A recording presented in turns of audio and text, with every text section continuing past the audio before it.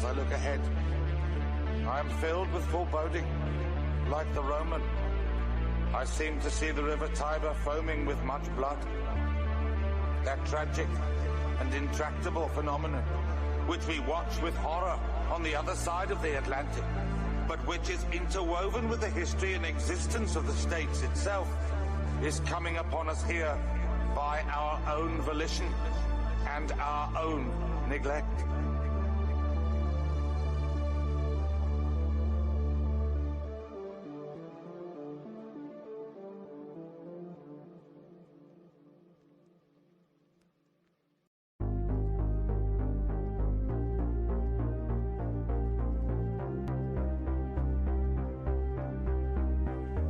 By insisting he accept their lies as real. By insisting he was never to his people tied. By dictating exactly what he might feel. By permitting bawdy joy, but never pride. They believed a lion could be brought to heel. That a lion could from his courage be pride. That the lion himself would learn to kneel. That a lion would not care, even if his line died. That the lion himself would accept such a deal. In the end, it was only to themselves they had lied.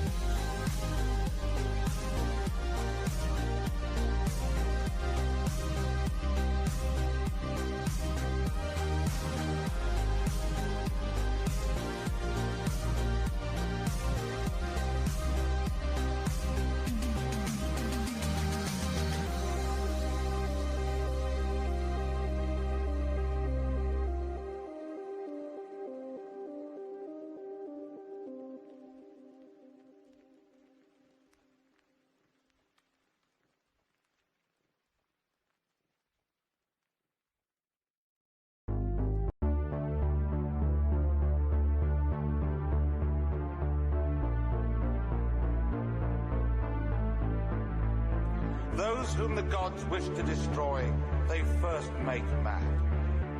We must be mad, literally mad, as a nation, to be permitting the annual inflow of some 50,000 dependents, who are, for the most part, the material of the future growth of the immigrant-descended population. It is like watching a nation busily engaged in heaping up its own funeral pile.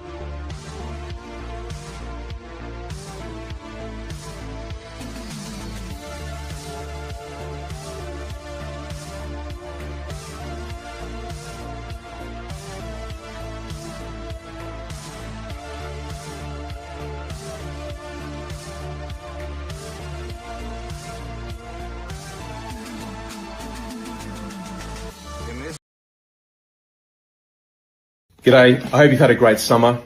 I hope you're feeling refreshed because this new year has kicked off very quickly with Prime Minister Anthony Albanese proposing sweeping hate speech laws.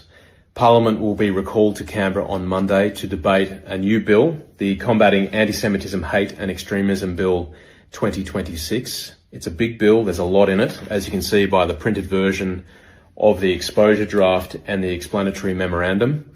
There's a lot to consider and very little time in which to do so. From the top, I'll be voting no to this bill. I'll be voting against it for two main reasons. The first is this bill is an attack on our basic democratic freedoms: freedom of conscience, freedom of speech, and freedom of religion. Those three freedoms are fundamental to any democratic society. They're hard won, and they've served Australians well for more than 100 years. This bill will reduce them, and that's why I'm voting no. But secondly, the Prime Minister is showing absolute contempt for normal parliamentary process. For a bill of this size, we would normally take a few months to consider it. It would go into a committee process and the public would have an opportunity to make submissions. There would be public hearings. MPs and senators would debate it and they would consider fully the unintended consequences of this bill. Instead, the Prime Minister has reduced that process to a couple of days. And I think that shows the arrogance of this Labor government. Moreover, there is a Royal Commission now which will make a sweeping examination of the December 14 Bondi Beach terror attacks. And wouldn't it be wise if we waited for the Royal Commission to report its findings and then act prudently as a parliament so that we make the best possible changes if they are needed? I've just voted in the House to ban and deport militant Islamists and their supporters like Hizb ut-Tahrir from Australia. I also voted to ban neo-Nazis. As a legislator, I believe in freedom and security, and the challenge is always to balance those things. Last week, Labor presented a bill which was terrible, and we gutted it like a fish. What was left were some significant changes to the Migration Act, making it easier to deport militant Islamists, as well as banning groups like Hizb ut-Tahrir, which support them. I think this is in the national interest, and that's why I voted for it. Authorised by Andrew Hastie, Liberal Party, Mandurah.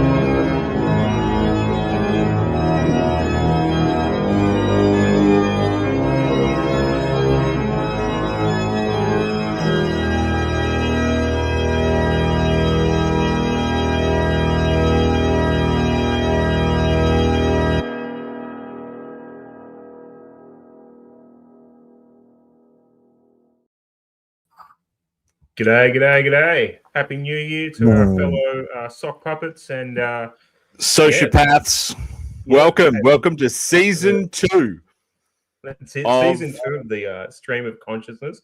You'll probably see I've got a little assistant here. This is my son Hunter. He's going through a sleep regression. So the decision was, well, do we delay the stream or do we just power through? And given the stakes of everything that's happening, we chose to power through. So Hunt will probably duck off. I thought you were going to say that was Enoch the whole time. Like, yeah, exactly the capybara. That's right.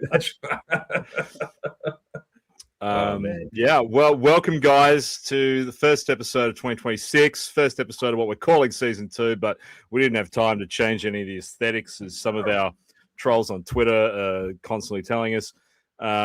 Huge start to the year. If you're tuning in for the first time, you're here with Brian Marlow, Australia's hardest working conservative activist, and John McGowan, Australia's least hardest working conservative activist, wrapping up the news that was of the week. And what a way to start, man. The death of Andrew Hastie. Like it's over. The death of Andrew Hastie's over. And the just final nail in the coffin of the Liberal Party, really. I mean, we did a stream a while ago, back when we sort of first started going to actually doing video streams, and we had a couple of guys like Barclay and Jordan jump on to sort of defend the Hastie wave, if you recall. And I remember we were warning them, saying, look, it's all very well that Hastie's making the right noises, and insofar as he's making the right noises, we're not going to white out the guy, because it's all beneficial in some way, shape or form to pivot things to the right. But at the end of the day, actions matter. And the concerns we were raising is that it's all talk, and when push comes to shove, they will just shut us down, right? And they will. Well, the funny thing is, and that's what happened. Is this wasn't even an action that was required. He could have just not shown up. Instead of just having a stomach problem or needing to go to the bathroom or something, he showed up, he voted for it, and then he cut a video written and authorized by Liberal HQ in the ACT where he's shilling the insane message that the Liberals have kind of workshopped around this. Like, it's a new bill. Like, we voted down the other bill, but this is like basically a different bill. Like, we got the original bill. It just so happens that this bill is basically the same with one word changed, but it was gutted. And look, the cope that I'm hearing, and he's put out a video to try and simmer everyone down, is saying, oh, well, I did it because the bill included mass deportations, and we need that so we can deport the wrong people, and all that kind of stuff. He's not in government, dude. Hang on, you said you were going to vote against the legislation, so vote against it, right? Take a principled stand, then step back. If you become leader, announce a mass deportations plan, take it to an election, and I guarantee you'll win in a landslide, and you'll have a mandate. You don't. But this is the crazy thing. This is the crazy thing. Kill all conservatives legislation because in it it says, but we'll give you an Australian flag. So Tony Burke has deported precisely 0 Islamic extremists, right? So he has no record of doing this. He's shown no desire to. In fact, he was on ABC Today with Patricia Kavalis, whatever her name is, where he was basically running public relations for ISIS by saying, the terrorists really like it when I call them Islamic extremists, so I'm not going to call them that. I'm just going to call them nothing. That clip is insane. Find that clip if you want to beat your head against a wall. But that's Tony Burke, right? He's not going to use this to deport anyone, right? So this idea, like Andrew Hastie and all the other right-wingers in Canberra have to support this bill because there's like an edge case scenario where Tony Burke deports one guy. Like, here's an idea. Why don't you get elected and then you pass new laws that do the things you want to do instead of this 4D chess? Like, fucking Drew Pavlow's out on it today, like doing the 4D chess. Like, oh no, this is actually really good because when we get in, we can use these laws to deport everyone. But you're not going to get in if you're in prison. That's right, and this is the thing, right? Is like some of these guys are a little bit green behind the ears when it comes to this stuff. I remember when Tony Abbott enacted a bunch of foreign interference legislation and was saying, "Oh, we're going to use this to go after CCP-aligned spooks that are operating in the universities of Confucius Institutes, and it all sounded base at the time. And then what happened? The relevant department used it to go after Tony Abbott for attending CPAC. Yeah. Right? Like, you're not just dealing with Labor politicians and left-wing politicians that control the arms of government. You're dealing with unelected bureaucrats who hate everyone who's to the right of Tony Burke, and which includes most of the guys in the security agencies, clearly. Exactly, and they will use that legislation to crush you.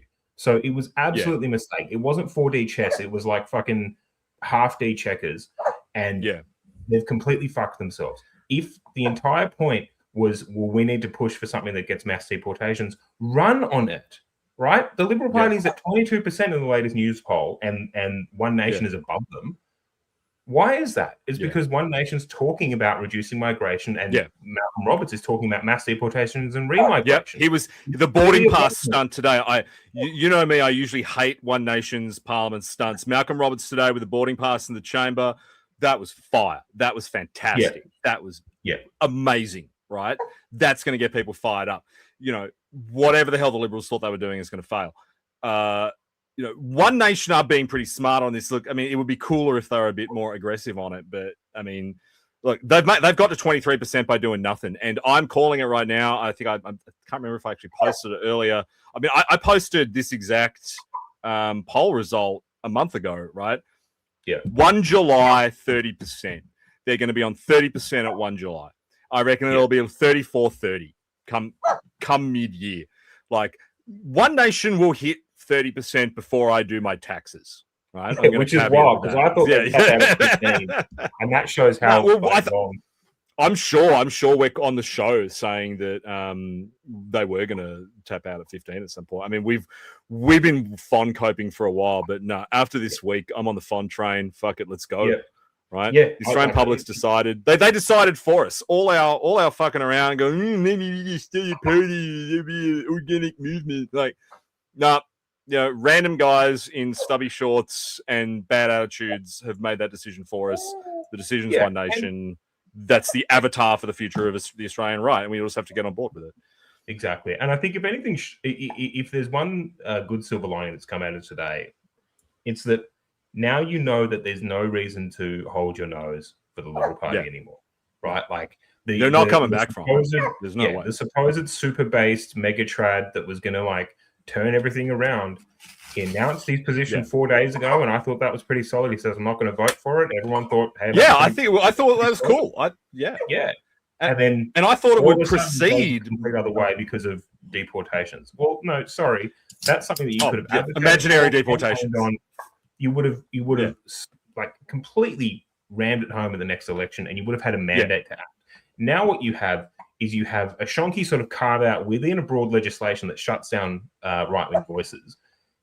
And no mandate if you go to the next election, right? So if Hastie goes to the next election and just gets in and then starts trying to deport some people, he hasn't got a mandate to rely on. He didn't take it to an election. He didn't build a groundswell of support on it.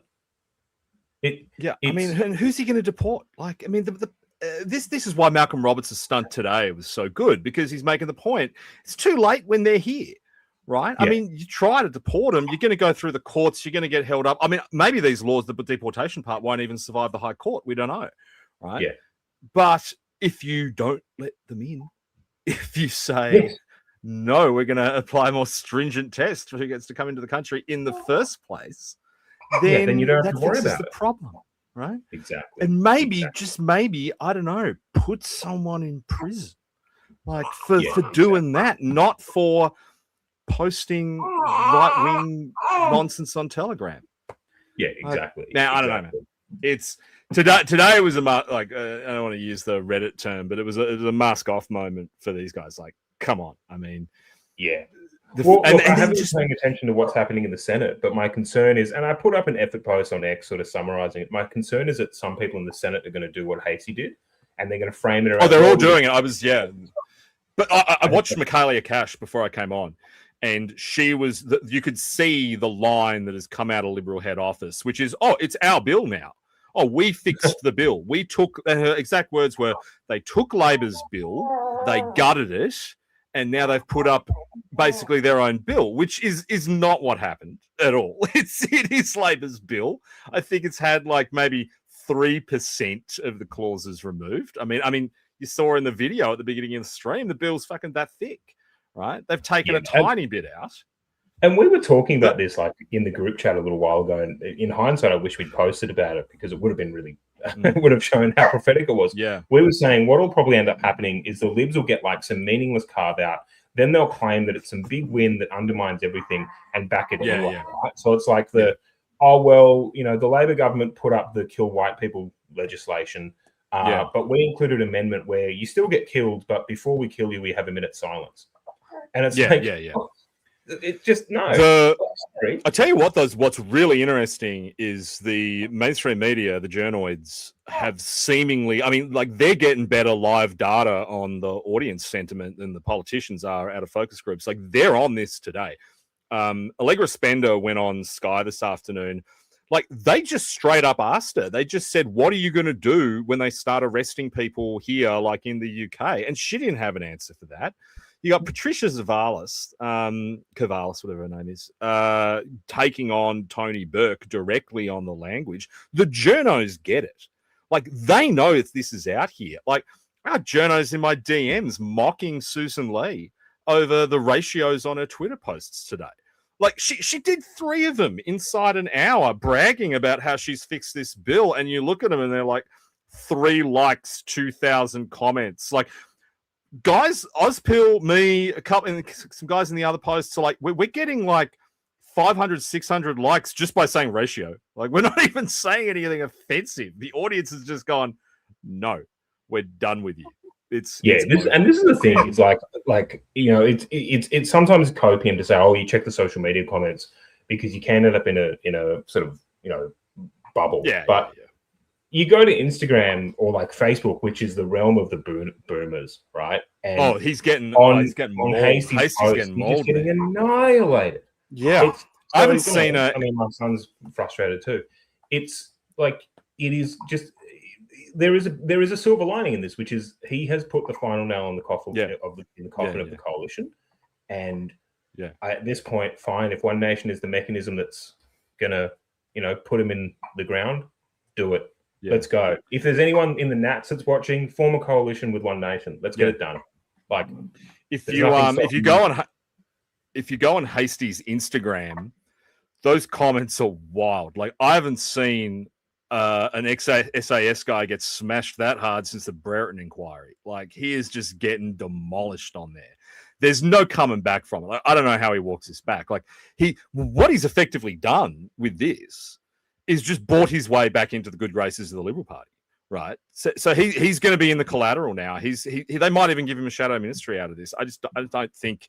I think that whole moment where he was thinking, "Oh, I can make a play. I can be the great Apollo that's going to save Australia." It's gone now. He's clearly checked out, right? And I don't know why. I mean, we'll probably find out at some point. And I suspect, given the proclivities of the West Australian division of the Liberal Party, it's probably got something to do with Chinese donors. But he's out now. Like, at the end of this, we're not even talking about Hastie ever again. Yeah, exactly. My son's having a bit of a meltdown, so it's just one of those things. It's probably me. I can't blame him. Nah, it's mate, having kids is one of the best things ever, but sometimes they just go through these sleep regressions. And it was like, well, do we pause the stream or do we just go ahead? It's like, no, we've got to do it. And look, the Hastie thing, I wish I could say I was surprised, but I'm disappointed. I'm surprised he was that dumb. Yeah, I'm surprised he was that dumb, but I'm not surprised that at the end of the day, when push came to shove, it went to shit. I expected that he would make the right sounds and make the right tactical plays when it comes to this, and then betray people when it actually came to forming government and actually deporting them. Yeah. I didn't expect that he would, screw himself this early in the entire sort of arc of what's going on. And that's that for us is a benefit, right? Like, it's good. Yeah. It's allowed people to do it now. This is the weird thing. That's why it's stupid. It's not 40. I mean, One Nation just hit 23%. Like, that's the news. That was going to be before Hastie. That was going to be the big news we're going to get to. Like, the big news of the day is, One Nation are in the mix now. So why, if you're Andrew Hastie, why would you just shit the bed right now. Like, he could have pulled the pin. He could have gone to the winning side at any time. And instead, he's doubling down on the Liberals. And I don't know what that's based on. The argument that was made to me is, this is all part of an elaborate play to just further the ability to deport people. But it just seems stupid. Yeah, but we've been hearing this from the Hastie guys, man. Like, you and I were both giving them the benefit of the doubt months ago. We were plan trusters. We were saying, hey, we've talked to the bigwigs at Advance, and they got a plan. Everyone's backing Hastie from the shadows, and it's all happening. Like, it's fucking horseshit, man. He didn't do shit. He's been sitting there trying to improve his position with the Liberals, and now he's got it. Like, fuck. I wonder how Advance sort of retconned this, right? Because like they were pumping out it when he came out and said like I'm voting against it. It was like hero shots, pumping out images, pumping out he was, and he's going to save Australia. And now, I don't know how they do retcon it. I mean, I don't know, man. I think they're going to have to Phoenix, like they're going to have to shut down and restart, which they have kind of done before. Remember, like after the Tony Abbott, the 2019 election, when they would like the anti-get up. And then they kind of phoenixed into this like kind of Australian turning point kind of wannabe thing. Like they might have to do that again. They may have to do a third one where they just change the branding and renovate all the stuff and then say Hastie, Andrew Hastie. I don't recall that guy. Yeah, hey, Australia Day is coming up. Let's talk about that. That's what it'll be. It'll all be. What about Get Up? Yeah. Advance guys are going to be Geordies. They're going to put poor Jordan Knight in the Captain Get Up costume and send him around Manly any day now, just to try and make people forget about the Hastie fiasco. But I mean, I don't know. Maybe he does it. Someone pointed out in the chat earlier, like maybe he does a generic. Is it generic? Yeah. And it's like when he went to Reform, maybe he just flips in a week, maybe seeing the vitriol. And I get what you say about, it's important not to be in echo chambers. But, I mean, the thing right now is with One Nation on 23%, and when you look at the kind of volume of this stuff that's online, like, it's not an echo chamber anymore. We're looking at the live reaction. Like, these are the guys. The guys who are ratioing Susan Lee today are the guys who have changed their vote to One Nation in the last 12 months who are now politically relevant. So I do think it's going to matter. And like, if you were Hastie, you'd be sitting there going, oops, I did a boo-boo. Maybe I need to change course. A mate of mine put together the portal that Turning Point Australia were using to have people email the coalition saying, don't back this legislation. Now, usually a successful metric for a petition is, 10,000, 20,000 signatures or, 30,000 emails through. Almost 2 million emails, right? So, insane numbers, completely unheard of. And the party still fucked them. Like, it is insane. And you have to ask yourself, where is this coming from? Because it must be clear to them. They know that they're tanking in the polls. They know that they're getting annihilated by One Nation. They know what the people want. They know what the base wants, and they're not doing it. They're doing the opposite. So what is causing it to happen? Right? Like, just are they that shit out of ideas? Are they that establishment that they just like? I was thinking about it in the car today around the whole Cope argument of like, it's so that we can, further the idea of deporting people and get this little small win. So we had to, we had to hold our nose and back it. It's a loser mentality. That the person. It's imaginary deportations. It's fantasy deportations. They're not going to happen. And the kind of person that goes through that process, right? Who goes, well, I'm going to get this small win here whilst getting fucked.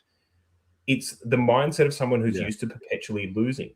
They're sitting there going, I actually can't advocate and win for this issue on my own merits and just go out there and say, we need to deport people, right? And we need to round them up and get them out of the country. They're too spineless to advocate for that.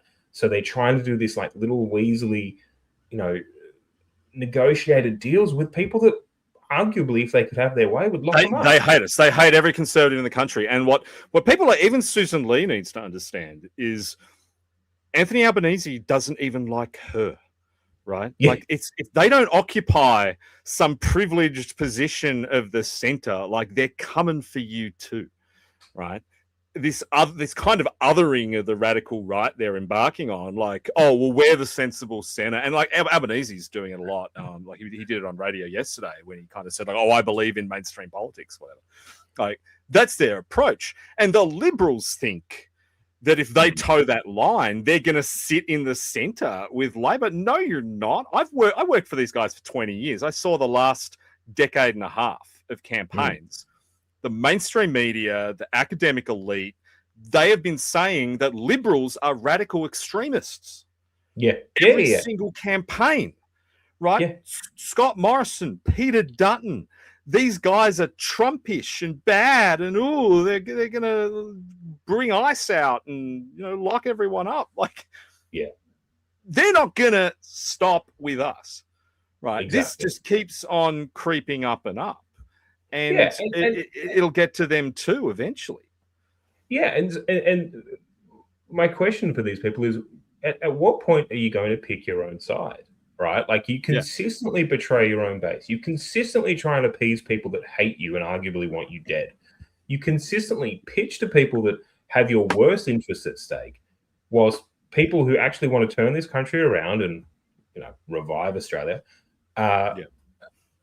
get shunned and get shut out and get called, oh, well, they're just sort of wacky extremists out on the right. Well, no, sorry. Like the things that we want to push for come from a place of actually thinking that we can win and thinking that we can do things and that we can actually go out there and make this country what it's meant to be. And the sort of finagling that I keep hearing is like, oh, well, if we do this, then at a later point, we can then leverage that into another win and we can get some incremental changes here. It never works. And I appreciate some of the loyalists. I get it, guys. But Jordan Abuzaid is in the chat. He's a brave man. Jordan's like the Japanese troop in the Philippines. Yeah, he's still up there. It's him and Barclay. Him and Barclay McGain. I appreciate the loyalty. That tells me that if I was ever in a fight, I'd want Jordan on my side. Yeah. But I mean, one of the craziest things about the commentary from the left on this, well, from Labor, the managerial left over the last 72 hours, is just this complete kind of ignorance of the possibility that they'll lose. And like I put this in my my Substack I did a couple of days ago about the Adelaide Writers' Festival thing and the lefties going spare because they got busted being anti-Semitic.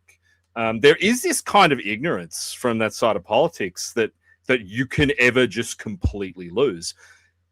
If you look around the world, reactionary politicians are winning in races and in countries when no one ever thought they could win, and they've been doing it since 2016.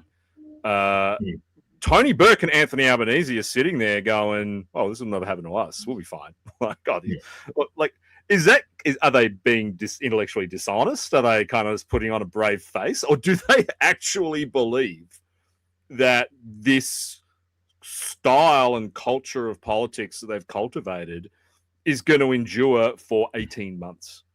Because I think that they genuinely, in a sort of technocratic view of the world, believe that with the mechanisms they're rolling through that they can crack down. And I don't think that we were talking about this when it looked like the hate speech stuff was a surefire bet. That they don't understand that we will always find ways around this, right? If I can't say X, well, then I'll find a more polished way to say it. Yeah. In a form exactly like that thing you posted the Bowden quote the other day. Exactly. Yeah. Exactly. And I said this as well on Substack during the week. Like, none of our guys are going to prison because of this, because we use $5 words, right? Yeah, okay. Fucking Bingus Bogan on Facebook is going to say the wrong thing and say we should burn down Villawood or whatever, and he's going to probably go to prison. But, if you're on Twitter with, a marble statue avatar and you're Bowden posting and laughing at my dumb jokes, you're not going to prison. Like you and I were talking before we came on air about, with things we can and can't say. And we're like, yeah, well, we can still call them Star Wars people. Yeah, like, we can still say Star Wars people. Yeah, they're not going to put you in the dock and have to explain to a judge that's calling someone a Star Wars person is hate speech. That's never going to happen. Exactly. But you just got to be slightly more careful. That's just going to be the reality going forward. Look, I think it's going to be helpful in a lot of ways because I think there is a lot of low IQ slop that gets around. I think a lot of guys get hall passes for not being particularly creative. And we're going to have to change that. We have the AI tools now, so you can communicate things visually and communicate things like in a way that, you didn't used to be able to. You used to do one-word replies on things, right? You're going to have to think a little bit and stop before you post and say, is the regime going to want to lock me up because I say this? What would I pick out of this statement to do so, right? And it will naturally, like these mechanisms will naturally just force right-wing content to become more ascendant and become higher minded, and in certain ways that there is a benefit in that. Now that's not to glaze over the whole thing and suggest that there aren't going to be egregious abuses of the law. Oh yeah. Again, though, to talk through the politics of it, eventually they're going to arrest the wrong person, and that's what we've seen in the UK, right? They first they started arresting people that were saying, well, let's just kill these people, right? Yeah. The burn down the hotel thing that I think you put me on to. Yeah, exactly. Yeah. Eventually, they're going to arrest the wrong person. They're not going to allow context in the trial, right? It'll be like a Count Dankula process, right? But the person will actually go to jail, and that will be the catalyst where people on our side of this country will flip their shit. And man, I think it's already happening. I think it's happening with Joel Davis. Like I think that ship sailed for them. Look, see, I think the most interesting thing that's going to happen when the laws pass, which they're inevitably going to pass tonight. I think what's going to happen it'll be Friday. I can't remember if there's any Fed staffers in the chat. When the government gazette comes out, when the bills are gazetted, Burke will do a press conference announcing the declaration of the first hate groups, right? Now, he'll obviously have to do his but tahir. That's part of the deal with the Liberals. But the original plan was he would do his but tahir and the Muslims in Tony Burke's electorate would, clutch their burqas. But then he would do the NSN, right? Mm. So, and then he would do the whole press conference talking about Nazis. And then he'd go, today I'm declaring the National Socialist Network a hate group and his but tahir, right? And then he just would keep saying, and his but tahir. But what's going to end up happening now is the NSN doesn't exist anymore. So which right-wing group? He has to declare one. He can't just walk into the press conference on Friday and only declare. Well, dude, don't even joke. Like, it could be, he has to declare one. Now, option one, depending on how long he wants to draw the bow, does he go for one of the established groups that are already out there? Does he go for, some like people like in our milieu, right? Or does he do what the Americans did in the 1990s, and does he make one up, right? Mm-hmm. Does he do? Remember probably about 12 months ago when the NSN first started getting some grief from the feds, they took down all those Order of 9 Angles Telegram channels, right? Like maybe they do that. Like maybe they just declare like imaginary space Nazi. We might be overthinking this. Taran is saying he was just going to say the NSN still exists. Yeah, he probably will. You're right. Yeah, you're right. Yeah. He'll just say the group formerly known as the NSN. Yeah, right. Like we always say on our side, you could just do things. I mean, say what you want about Labor. Hate their agenda. Oh man, they are just doing things. But I've been saying this for ages. I think one of our first streams, because I recently rewatched them all to figure out how fucked we are in hate speech. And I think it's one of our earliest streams. I go on this rant about just how big Tony Burke's balls are. Like, Tony Burke's got the highest testosterone of anyone in that parliament because he just walks in and goes, fuck you, I'm putting you in prison. Like, he doesn't care. Why wouldn't you, right? Like, if you... Yeah, I'd do it. Yeah, we would, but think about if you're an establishment politician and you're in a party where you know that not only do you have sort of wine mums and HR Karens on the side at like a corporate institutional level, you also have the entirety of the bureaucratic state in your corner, and then you have an opposition that are just spineless cucks. Like, of course you can do whatever you want, right? Like, yeah, you can do whatever you want. He could put Susan Lee in prison. Like, he could just imprison the opposition. He could pull a Zelensky, right? Yeah. Like, he could just do that. No one would care. Right? Yeah, I mean, we wouldn't even care. I'd be on the stream talking about Tony Burke's massive balls. I'd be like, that was actually good on good. I rate that. Like, Tony Burke has just arrested the entire Liberal caucus. Wow, look at the balls on that guy. Exactly. It's huge. So, so look, people can hate Labor all they want. One of the things that's been frustrating me for years, and this is a trap that the coalition have fallen into for ages, is they cast Albanese and his government as incompetent, and Albo is like not knowing what he's on about, and that's why you need to vote him out. No, they know exactly what they're doing. Yeah, and you are. I hadn't actually thought of that. That you're 100% right. That really cuts to the core of the Liberals' failings right now. Is that you're 100% right, because if you think back to the last 20 years, whenever the Liberals have ended up in opposition, they've always been in opposition against incompetent governments. Like, Kevin Rudd was incompetent. Julia Gillard was incompetent. Like, they've always been shit. And the Labor oppositions have been shit. When they've won landslides in state politics, they've always been up against shit, sclerotic Labor governments. And so it's like the Liberals have no concept. I mean, no generational memory, except for John Howard, of ever fighting against a competent Labor government. I mean, Keating was great, but even Keating's government had problems.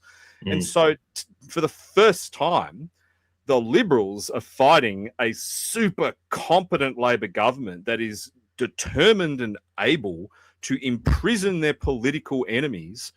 And the Liberals are sitting there going, eep, eep, Labour's so bad. Here's a little video of how Labour's riding to the corner. It's 2011. And they use the same carbon copy campaigning tactics. And I don't know if this is sort of just downstream from Hastie, who's been around for donkey's years and was around. He really hasn't, man. He really hasn't. But he came in like 2020 after 2016. So then I don't. So then I definitely don't know where it comes from, because I remember the campaign against Bill Shorten. You could credibly say to voters that Bill Shorten maybe has a bad agenda, or that he could be dangerous, right? He wasn't, but you could at least play into that narrative. Albo is a non-threatening guy that most people who are not involved in politics would probably be happy to have a beer with. And on top of that, his entire operation is incredibly smart, and they know where power lies. They know how to leverage power. They know how to defend their positions, right, and to crush their enemies in ways that don't backfire on them in a huge way. Now, even competent governments will overextend themselves, and I think that this will be a case over the next couple of years. But we've got to stop.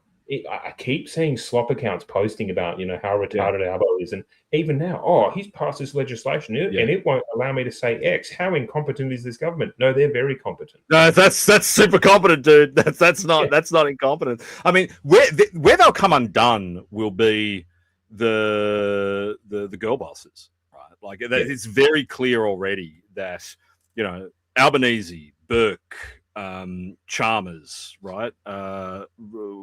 Miles. He's got his foibles, but he's still that kind of group are clearly extremely competent, and they are all on deck with this new kind of Labor 2.0 Blairism, stormtrooper managerial democracy, right? That's what that's what they've all signed up to. That's their vision, and they are making it happen. And then they've got like Anika Wells, who just wants a Zanny and a white wine. And it's like Anika Wells is probably if I was working for the Libs right now, I would have phoned in this entire week. I would have just said, I would have called Hastie and Antic and said to the right wingers, vote against it. We got enough of the pink mafia who'll vote for it, right? And then I would have walked into question time, and I would have just hit Anika Wells on travel routes again. Like I just wouldn't have touched it and said, fuck it, like that works, right? Just hold them to account on that. We used to do shit like that all the time in the New South Wales Libs. Like, we just would ignore the story of the day and go back to the thing that was playing on page 7 of the telly. Yeah, because whatever agenda you've invented. I mean, look, Enoch points out they are still losing votes. Yeah, they are, but so Starmer, right? Like, yeah. But I don't know if they are. I mean, I had a long chat with one of the few pollsters who I actually respect this week about One Nation. He said two really interesting things. He said, one, he suspects One Nation's primary is a lot higher. And he said, two, he suspects Labor's primary is a lot higher. Right. He thinks that if you cast your mind back to the 2019 smoothing algorithm fiasco, where it just completely misplaced Shorten for like 8 months, he said, one thing Australian pollsters don't deal with well is sudden, abrupt changes. Yeah. And even after all the leadership fiascos over the years, they've never really adjusted to like when the electorate shifts and kind of changes their mindset, because so much is predicated on asking questions about what you did 12 months ago. And I mean, 12 months ago, Pauline wasn't on the map. And so they're asking these initial questions, they're smoothing the results, and it's weighting the libs. So the numbers you're seeing now are the Lib vote is being inflated by that initial question to voters: who did you vote for at the last election? And pounds to peanuts, all the swingers who've gone from the Libs to One Nation voted for the Libs at the last election. So that is boosting up the Libs. And at the same time, it'll be missing the very large cohort. And Barnaby was bragging about this on air this morning, about how many Labor guys are moving, right? Yeah. I mean, culturally, I would say with utter confidence, there's more nationalists in the Labor Party than there are in the Liberals, right? Well, this stage, right? Like, yeah. I would say that Chalmers is more right-wing than Paul Scar. Oh, yeah. Dude, I mean, if it was a Chalmers-Richard Marles government, I'd shut the stream down. I'd be begging them for a job, right? Because I actually think those two in a vacuum might be able to do okay. The problem that the Labor has, and it's the same problem that Starmer has, is this is what happens, when they talk about the Zoomers and the bifurcation of the demograph, that Labor parties globally, so the Labor International, was always dominated by the right of Labor. And the right of Labor is like the main character of Australian political history up to this point. And it's only in the last 2 to 3 years that has been inverted. And so you've got the reason why you've got this approach from them, where managerial democracy comes from, are left-wing leaders of right-wing Labor parties trying to keep everyone on the same page. And this is what it looks like. And, if Labor right dominated again, you would get a much better outcome. And you can see that from, the one place, the few places where Labor do still have a kind of administrative majority. But it's too late. It's almost too late now. Like it's too late for them. They've been captured. Yeah, exactly. I wonder how long it will now take for the like. I'm looking forward to the next news poll, right? Like I want. Oh yeah, I'm pumped, man. Where do you think it'll land? Like, we may as well make our predictions now. 1 to 2% in the next one, 100%. I mean, today alone is going to cause a wiggle, right? Like it's clear that every single thing that's been happening has been having an impact, because One Nation just are not moving backwards. There's been like maybe 1 or 2 wildcat polls from weird companies. I'd love to see like some freshwater polling or like one of the Liberal shill polls. I mean, because even Jim Reed's the freshwater poll will come out and say breaking news: Peter Dutton on task to become Prime Minister in 2021. yeah. But yeah, it'll be something. They'll just keep going up. I mean, look, that's not to say there's no problems. And I've had lengthy discussions with our friends about this in the last week. How I feel it's going to go is, and like we've obviously got a lot of friends who are all in with One Nation and want to work for and want to help and whatever. But I think our role is really just to keep them honest, because the media, and I've heard this from horses' mouths. Actual newspaper editors have told me this, that they do not want to repeat what they see as the mistakes, and they kind of were mistakes, of the mainstream media in the United States in 2015 and 2016. When Donald Trump came on the scene in late 2015, when he was tearing through the primaries, CNN, MSNBC, the New York Times, the LA Times, Washington Post, which had only just been bought by Rupert Murdoch at that stage, were just in conniptions. They were so excited. It was like the coolest thing that had ever happened to them. They were reporting every single thing that he did. They were putting the most inane daily comments of his on blast, the jokes, the sledges. Like, it was the Trump show 24/7. And I think there's this admission in the US media elite that, man, that was a huge mistake, because they thought that by doing that, the United States were going to go, oh, this guy's kind of a bit on the nose. We're not going to vote for him. They didn't understand the reason they wanted to vote for him, which was to piss off people like New York Times journalists, right? Yeah. And I think there's that, they understand that here. And so the Australian media are looking at this, freaking the fuck out, but also going, well, we don't want to, I mean, like, they don't want to put Pauline on TV every day. They don't want to treat her like the opposition because, I mean, she's been good for a couple of days, but it's not going to last. Like, you can tell, like, that woman's got one foot in the nursing home.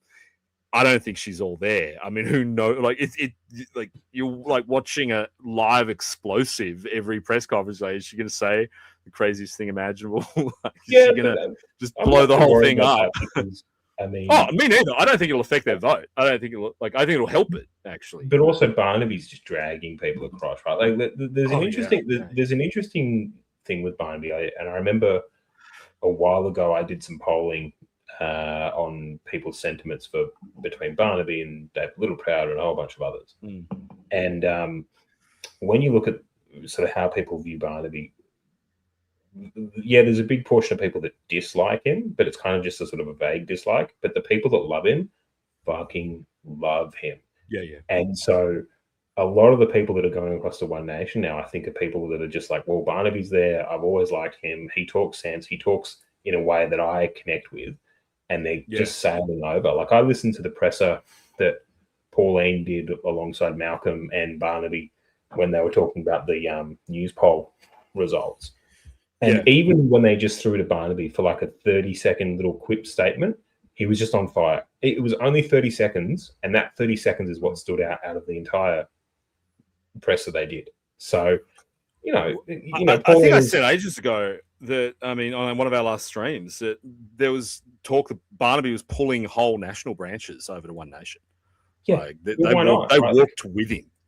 And this is why, once Hastie did what he did in one of the WhatsApp groups that I'm in, I've just been saying, well, that's it. Like, Nats need to form a coalition with One Nation. Like, it is completely unsalvageable now, right? Like, and I know that the Libs have and Nats have split sort of the vote on what's going to happen with the gun laws stuff. They're going to screw you on that too. I just don't care about the gun laws. I mean, I just don't think it's a huge front of mind issue for people. I tell you what, like the Tasmanian Liberals down here, and the South Australian Liberals, it's obviously not much, right? The gun guys are perpetually used to losing, but if that's what you care about, you're going to get screwed over. So what reason is there to be in a coalition with the Liberal Party at this stage? What, because you used to be? Well, they keep systematically screwing everyone. So my theory on the whole what the hell are the Liberals doing thing is, I can't remember if I just put this in the group chat the other day or if I actually tweeted it. If you're there's still two good guys working for Lee, right? Peter Phelps, Dr. Peter Phelps, Nigel Blunden both work for Susan. They're both good strategists who know what they're doing. What they'll do is look at this shit show and say, all right, back to first principles. What's the problem? Why can't we get any traction? Why can't we fix things? It's because of the factional stasis, right? If the left says let's do something, the right will say no. If the right says let's do something, the left will say no. There's no consideration of the merits of it. You can't be honest about the electoral viability of anything. It's just completely factionally divided and you can't get any action. So, and like, this is not the first time the Liberals have had to deal with this. They've dealt with it in multiple state campaigns. They've dealt with it in federal campaigns before. How do you fix that? Well, option one, put the factional warlords around a table, get them to shake hands and say that the white cars driving around the roundabouts of Canberra are more important than their bullshit. You can't do that anymore, right? Because there's no leverage. There's nothing for them to win, especially on the right. Right, there's no jobs because the left wingers have got all the spots and they've got all the lobbying firms. So there's no kind of quid pro quo. Someone has to win, but no one can win because none of the actual factional warriors are competent enough, and the leadership strategists can't like force them to be competent, and they can't pick a side. So I think what they're going to do is pretty elegant. Is they're just going to force the right out passively. By being shit.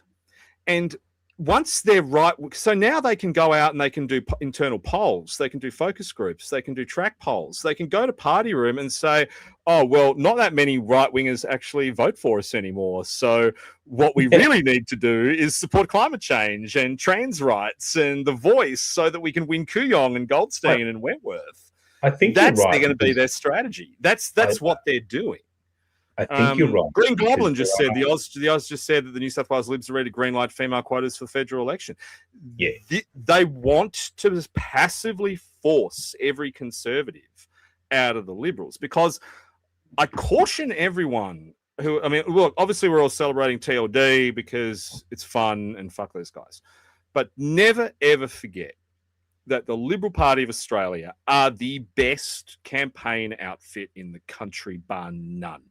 They are better than everyone else. They can win with two guys. When they've got, they don't need money. They don't need manpower. They have people who are smart. They have people who are dedicated. And the thing that makes them so good is they don't give a fuck. They don't care.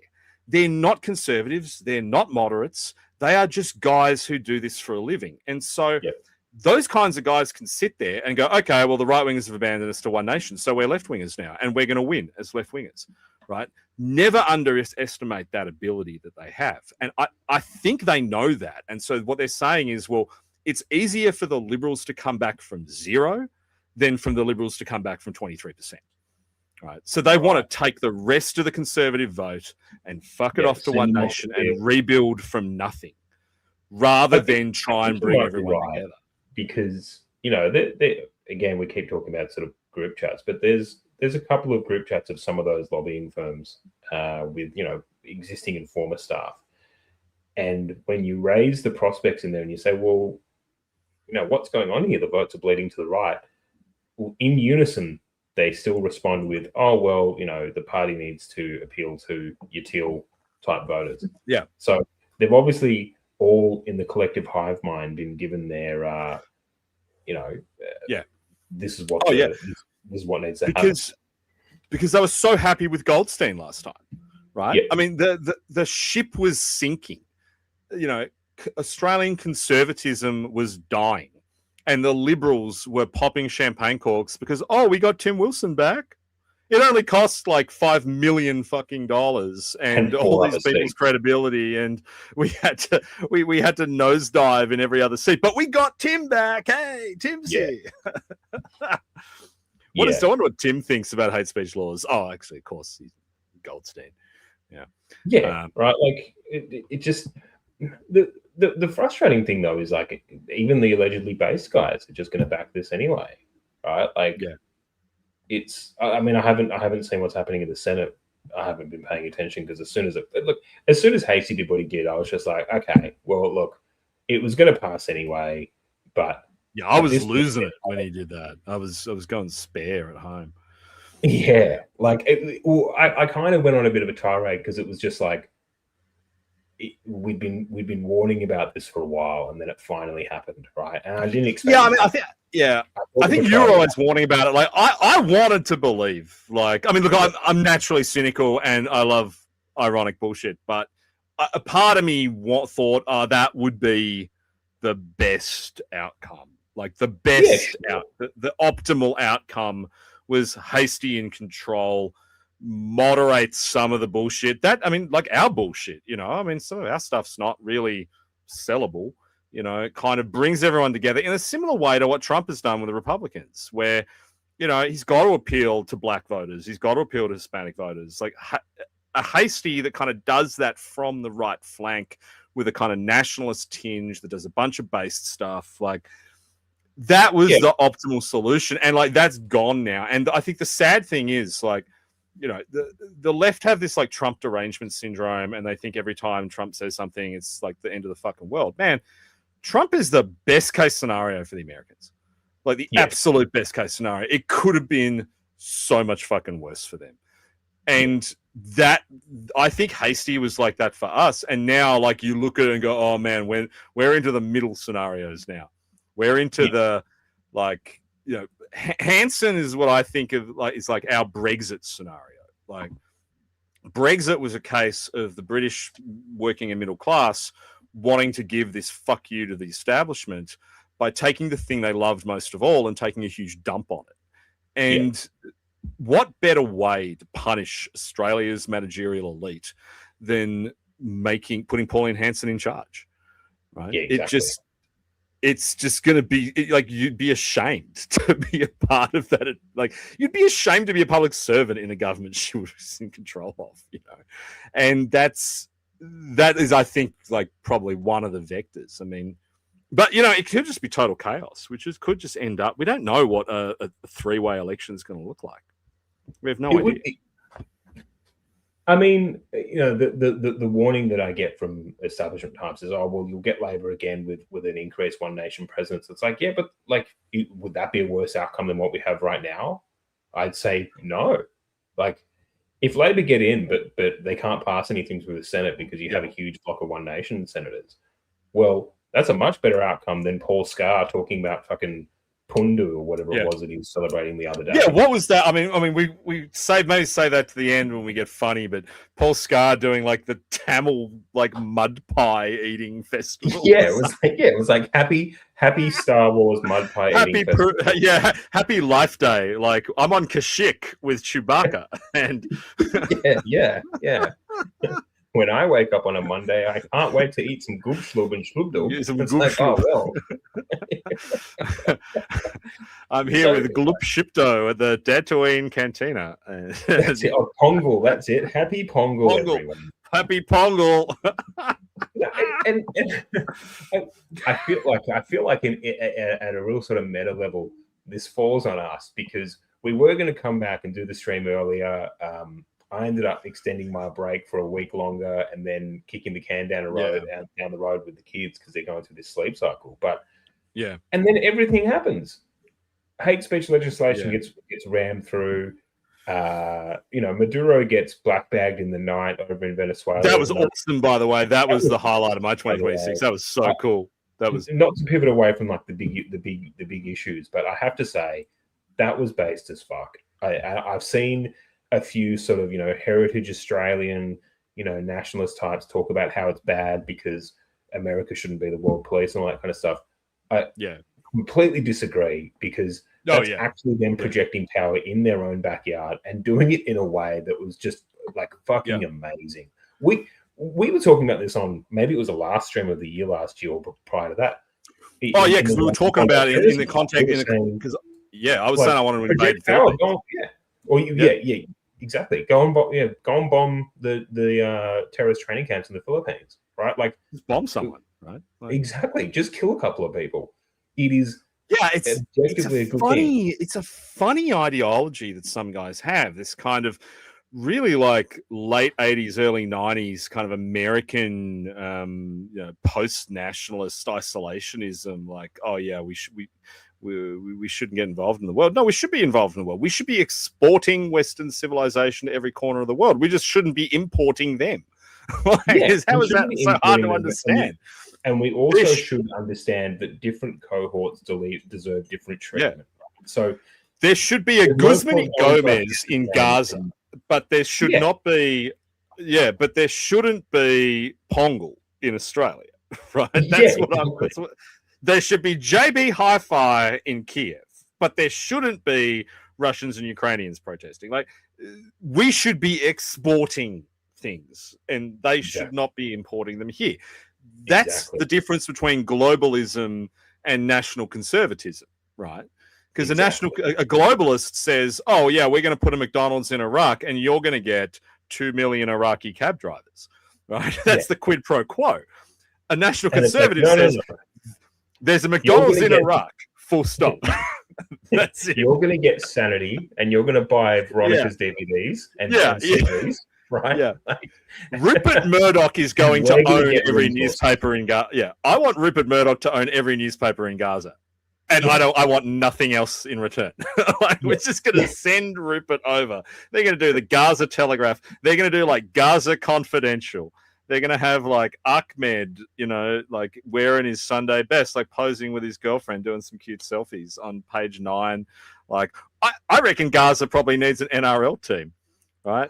And you know what? Because I'm a moderate, they can do away games here. Like, they can come play here. And with what Trump did in Venezuela, like it actually wasn't that complicated. He basically just looked at the scenario and said, well, what if we did a decapitation strike, we took out the head guy, brought him back, and instead of nation building and instead of then importing them, we just didn't do that. Yeah, it's just said, okay, we're done now. Bye. Yeah, I loved it. What in our immediate sphere in Australia has resources? So like Timor, okay, take it. Call it Fraser Island 2. Yeah. And then just take their stuff. Who cares? We could do Myanmar. I was thinking about this the other day. I mean, look, the Philippines are actually our friends. Like, we want to help the Philippines get rid of their Islamists. We're not going to take over the Philippines. The one I would want to do is Myanmar. That's all over the shop. It's a failed state. There could be Islamists there. We don't know. Like, they could be going there now, right? So we go to Myanmar and just kind of take that over as a little like Australian outpost. Beautiful beaches. It's a swimming person country, right? And they're some of the best ones to deal with, right? Sand people, not great, right? The city ones suck. The swimming ones is where it's at. And they can stay there and work at the Crown Casino Rangoon, which I think they changed the name of it. I don't think it's Rangoon. And when America did what they did and just completely shut it out in Venezuela, I saw a lot of these guys that are saying, oh, well, America needs to be, a republic and not an empire and all this kind of stuff. It's like, well, okay, sure, that might sound nice in your, like, teenage years when you're going to, like, model UN. Yeah. But in the real world, that's not how this works. And separate, these are the same guys that say that we shouldn't have globalism. Well, what's more globalist than people sitting around talking about the international rule of law and how we? Yeah, we're gonna go to Brussels and sort everything out. Fuck we're gonna seek permission. B-21 Spirit bomber. Yeah. Some of the shit, some of the tech like is crazy. Like I saw I think it was like Russia Today or someone, so take it with a pinch of salt. But like they interviewed one of the guards from the palace. And he said, like, they were standing around with guns waiting for the Americans to attack, and then they all fell on the ground and started bleeding out of their nose and eyes. And they don't know what happened. It's like, they've got space guns. Like, the Delta Force are just coming in, like, zapping guys. Like, that's so cool. Yeah. But yeah, they basically just have, like, Magneto, but in a machine. And they just, like, screw people up. Awesome. All of Borneo, Sunda Islands, and New Guinea is rightfully Australian soil. Agree. 100%. I'm all on that. I want the Australian Empire should stretch from here to Singapore, and then it should be a tripartite axis, like Australia, Singapore, Japan, right? Yep. The Jisingos treaty, like, and we just run all of it. Hopefully, the base Japanese girls get back in. She called an election today, so.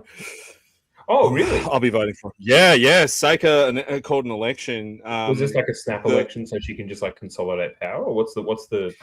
Yeah, she's got some moderates she needs to clear out, so that incredible half Japanese incel chick can just start the deportations. Because nice. She's incredible too. She's like full Volcel. And she keeps posting on Twitter about how she's only attracted to anime. Like she's never had a boyfriend. She just only watches cartoons. Is this your future waifu? You're going to change her? I'm messaging her. Like, she hasn't written back yet, but we'll see. I heard you went on a date. I did go on. I've been on a few dates actually, man. I've been smashing it since Boxing Day, because Boxing Day was the end of my self-imposed celibacy. So yeah, I got on Hinge, and it's been going okay. No, not amazing. Like, women are hard. I mean, They're hard you work. right? So you've only got like 8 people to pick from.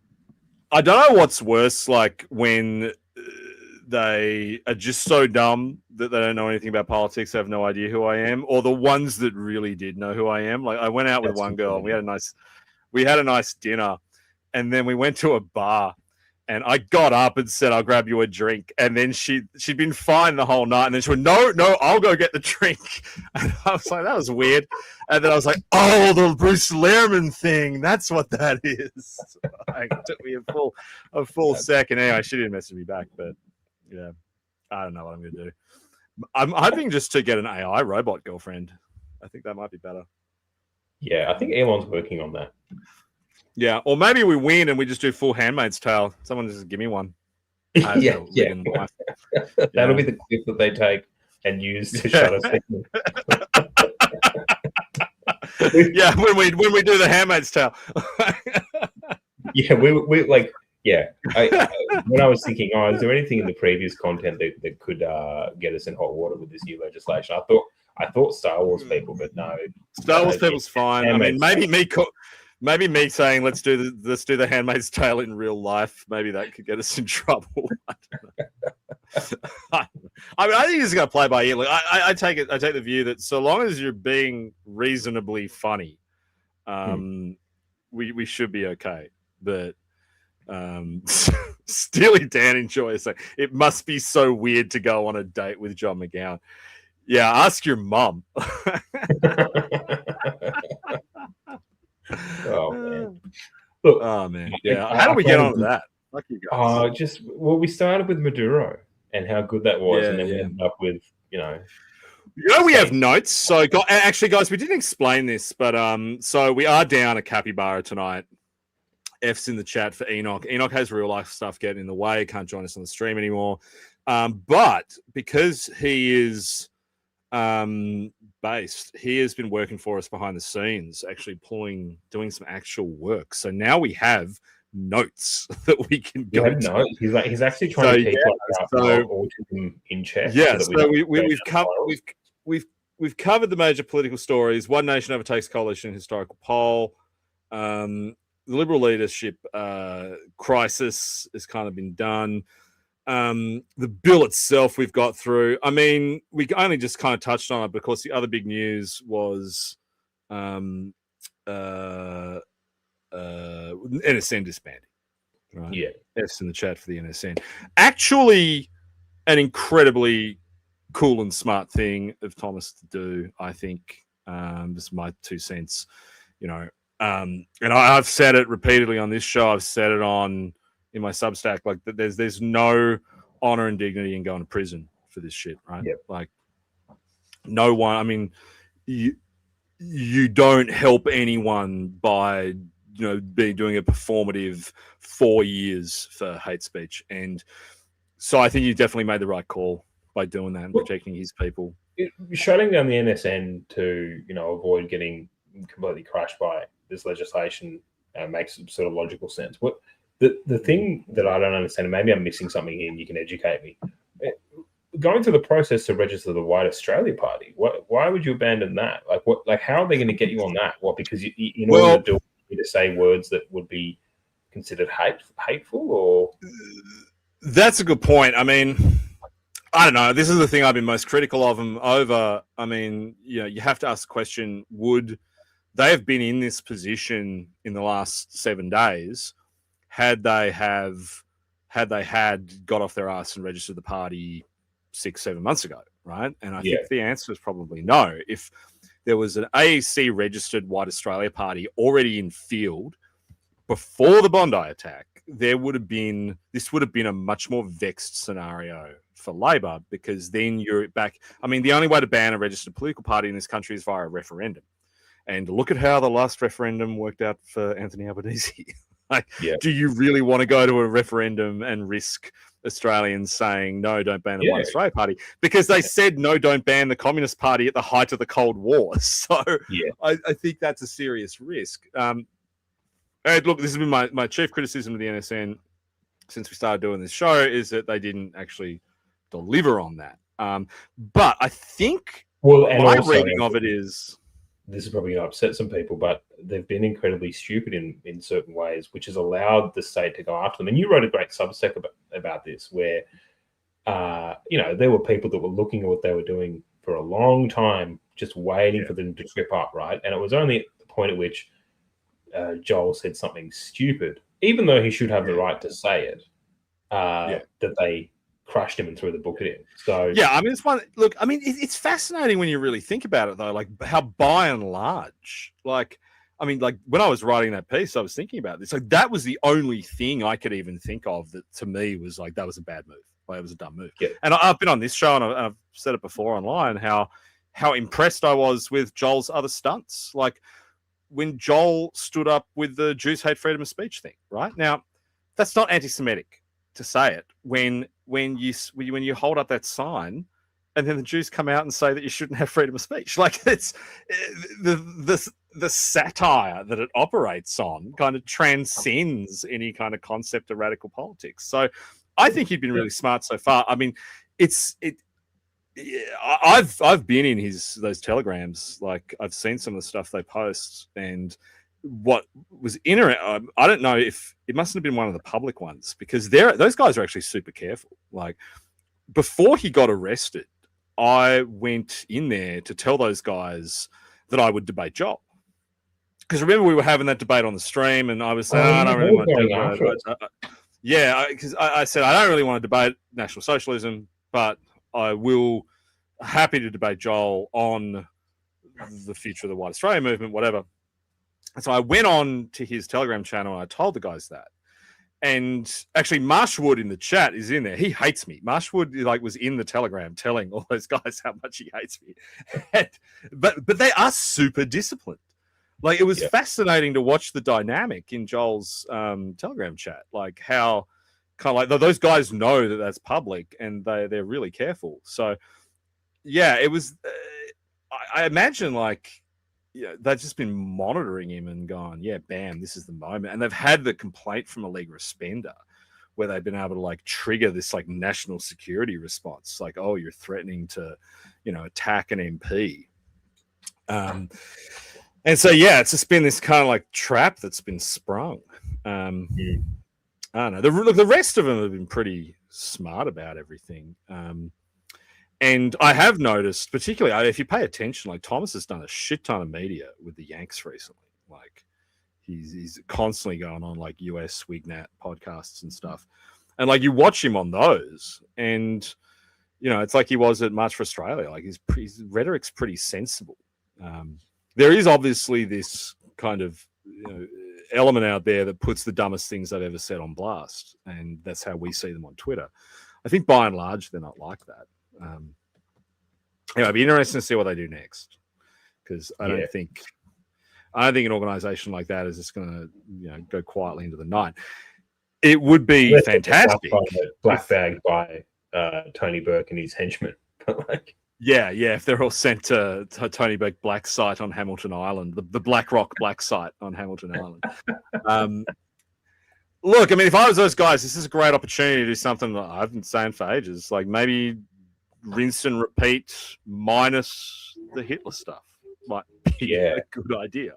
This is the time to do it. You can do it. I saw a clip that Drew actually, of all people, posted, which was of Nick Fuentes talking about, what happened to the NSN here, and he was like, I'm shocked that guys running around acting like evil henchmen had the book thrown at them. It's maybe we've all seen Romper Stomper. Maybe that wasn't a good idea. Maybe. I know. I don't know. They're kids too, and I got a lot of tolerance for youthful bullshit, but Tony Burke won't. He's going to put you on the plane. He's going to send you home. somewhere. Exactly. Drop you out of a helicopter or something. Yeah. But anyway, I don't think they're going to go anywhere. I just think they're probably going to be smarter about it. And, the other thing is that I found, and I find it from you guys online, I know some of you in the chat have had stuff to do with them over the last few years. There's the core group of guys, everyone knows their names, but I do get the impression that below that, there's a lot of really smart guys in that outfit, and no one knows who they are. Right? So a lot of anons. And so if those anons are listening, now's the time to kind of maybe renovate the optics a little bit and, put the Hitler posting to one side. Because there's nothing wrong with advocating for your own people and your own identity, right? There's nothing wrong with picking your own side and choosing to propagate ideas that benefit your own side. As I love the X-Names, as Rancid Piss in My Ass has just said, the NSN minus would be massively appealing. We have the best anons, we're the best guys. Well, it's an interesting dynamic, right? Like you go on X and you'll see like an actual like big name who's on Sky all the time, who'll just post like the most retarded political observation imaginable, and then like Pussy Terrorist is just posting gem after gem after gem analysis, or like. We have the best anons. I'm convinced of it. Like, and even our trolls are good. Like, I posted this today about how like every kind of face cuck right wing identity on Twitter has their own like dedicated troll groiper who just is merciless at keeping them honest. Like I've got Renix Burner who is sitting there. I don't know how much time this takes him, but he is like making photoshops of me and putting them up in response to me. He gives me amazing literary feedback. Like he hits me up after I post Substacks and he's like, dude, you fell off, and also you need to lose some weight. Like, I listen to that stuff. I think, you know what, Reddick's Burner's actually right. Like I probably do need to lay off the piss and go to the gym. He called me husky over the break, and I was like, all right, maybe I won't drink. Maybe I won't eat the Christmas pudding. And Jordan Abu Zaid has got his own one. He's got Peter Fitzpatrick, Peter Fitzgibbon Groiper, who's just like had all his posts about Hasty screenshotted. It's like, man, like in there today. I appreciate it. Like, I know. Again, I do. I like it. It gets under their skin. No, I appreciate it. Like, Renix Burner will just like come out with a bang, and I'm like, yeah, shit, he's got a point. Like, they never get under my skin because it's always funny. Like, our guys are fucking funny. Even the guys who like viscerally dislike my point of view, and this is a feature of the right. Like, our entire kind of spectrum of guys are fucking hilarious, right? And like, you can't not like kind of dig it. The thing I get angry about are the left wingers who are just, they're not creative, they're not funny, they're not cool, and they're obviously like kind of viscerally damaged people. Like, I got I got my first ever Twitter ban in January. First ever time. I've been on Twitter since 2011. I've never been banned, and I copped a 12-hour ban because I had, like Enoch says, a spiteful mutant just in my replies calling me a fucking like pedo and all this shit. And I was just like, fuck you, man. I'm John fucking McGowan. I found his home address in like 20 minutes. And so I put his home address in the reply, and boom, instant 12-hour ban. But the funniest part was it was only 12 hours. I checked the TNCs, and like posting someone's home address like that is actually that's like a permaban, bannable offense. Yeah, but for some reason Twitter was like, oh, you can't deserve that. That guy's a freak. So take 12 hours and cool off, and you can come back.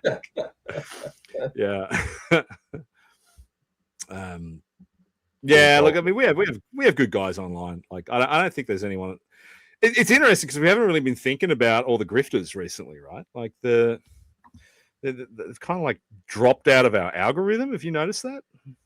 Yeah, actually. I mean, I saw some. When was the last time you saw a not coffee guy, Topher Field? I haven't seen. I haven't seen any of that. I did see the Two Worlds Collide guy asking for coffees, but it's really dropped off. And I don't know if that's the algorithm's got smarter and just realizes that I'm not interested, or if the USAID bucks have trying up. I don't know, but like, yeah, I don't even see like Joel Jamal's posts that much anymore.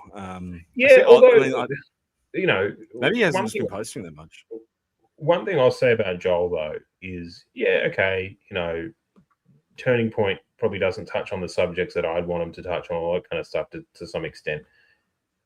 I got to appreciate that, like, Joel with a mate of mine put together this portal to, grind out emails to MPs and try and get them to knock back this legislation. And, 2 million emails is a good turnout. Yeah. So, like, didn't work.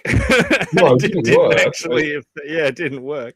It didn't work. But, you can argue, well, action that doesn't achieve outcomes is a waste of time. But I still think there's something in there, right? Like, I got to appreciate that. But yeah, a lot of the other slop out there, I haven't seen anyone offering to sell me Tallow or VPN. Yeah, not for a while. Monica Schmidt fell off pretty hard after that last March for Vibes disaster, which was, I think, our last episode was when that happened. And yeah, we haven't really heard from her since then. Yeah, that was pretty funny. But I mean, One Nation were all in on that. Remember, like Barnaby was going to those things. Yeah, they got pretty intent about that stuff. I don't know how true this is, but I heard that Barnaby was a little bit put off by the fact that there was 4 people at the last one, and they were all freak shows. Oh, I haven't heard from any of those guys, but yeah, I imagine he would be, like, because apparently it was just terrible optics. I mean, Ozpil went, remember? And no, that wasn't the one Ozpil went to. It was the one before that. But yeah, apparently they all sucked. There was no one there. Someone just asked what my BMI is in the chat. I don't know. I'll find out and I'll tell everyone. It's probably it needs less. It might be too high, obviously. Yeah, both our BMIs are too high. Renix Burner keeps reminding me. So, said, Christmas, I was like, maybe I won't have the pudding. It was just if we had the budget, we'd do like kind of funny japes, like go get a bunch of like fat dysgenic autists and go to parks in Victoria and do workouts, like do stream of consciousness gym day where it's just us like failing at lifting things. Yeah. Enoch says Enoch's trying to keep us back on track because we keep getting off it. What's happening with MFA on Oz Day? Well, it's going ahead, and I think it's going to be pretty big. I think it's going to be pretty decent. That's my vibe.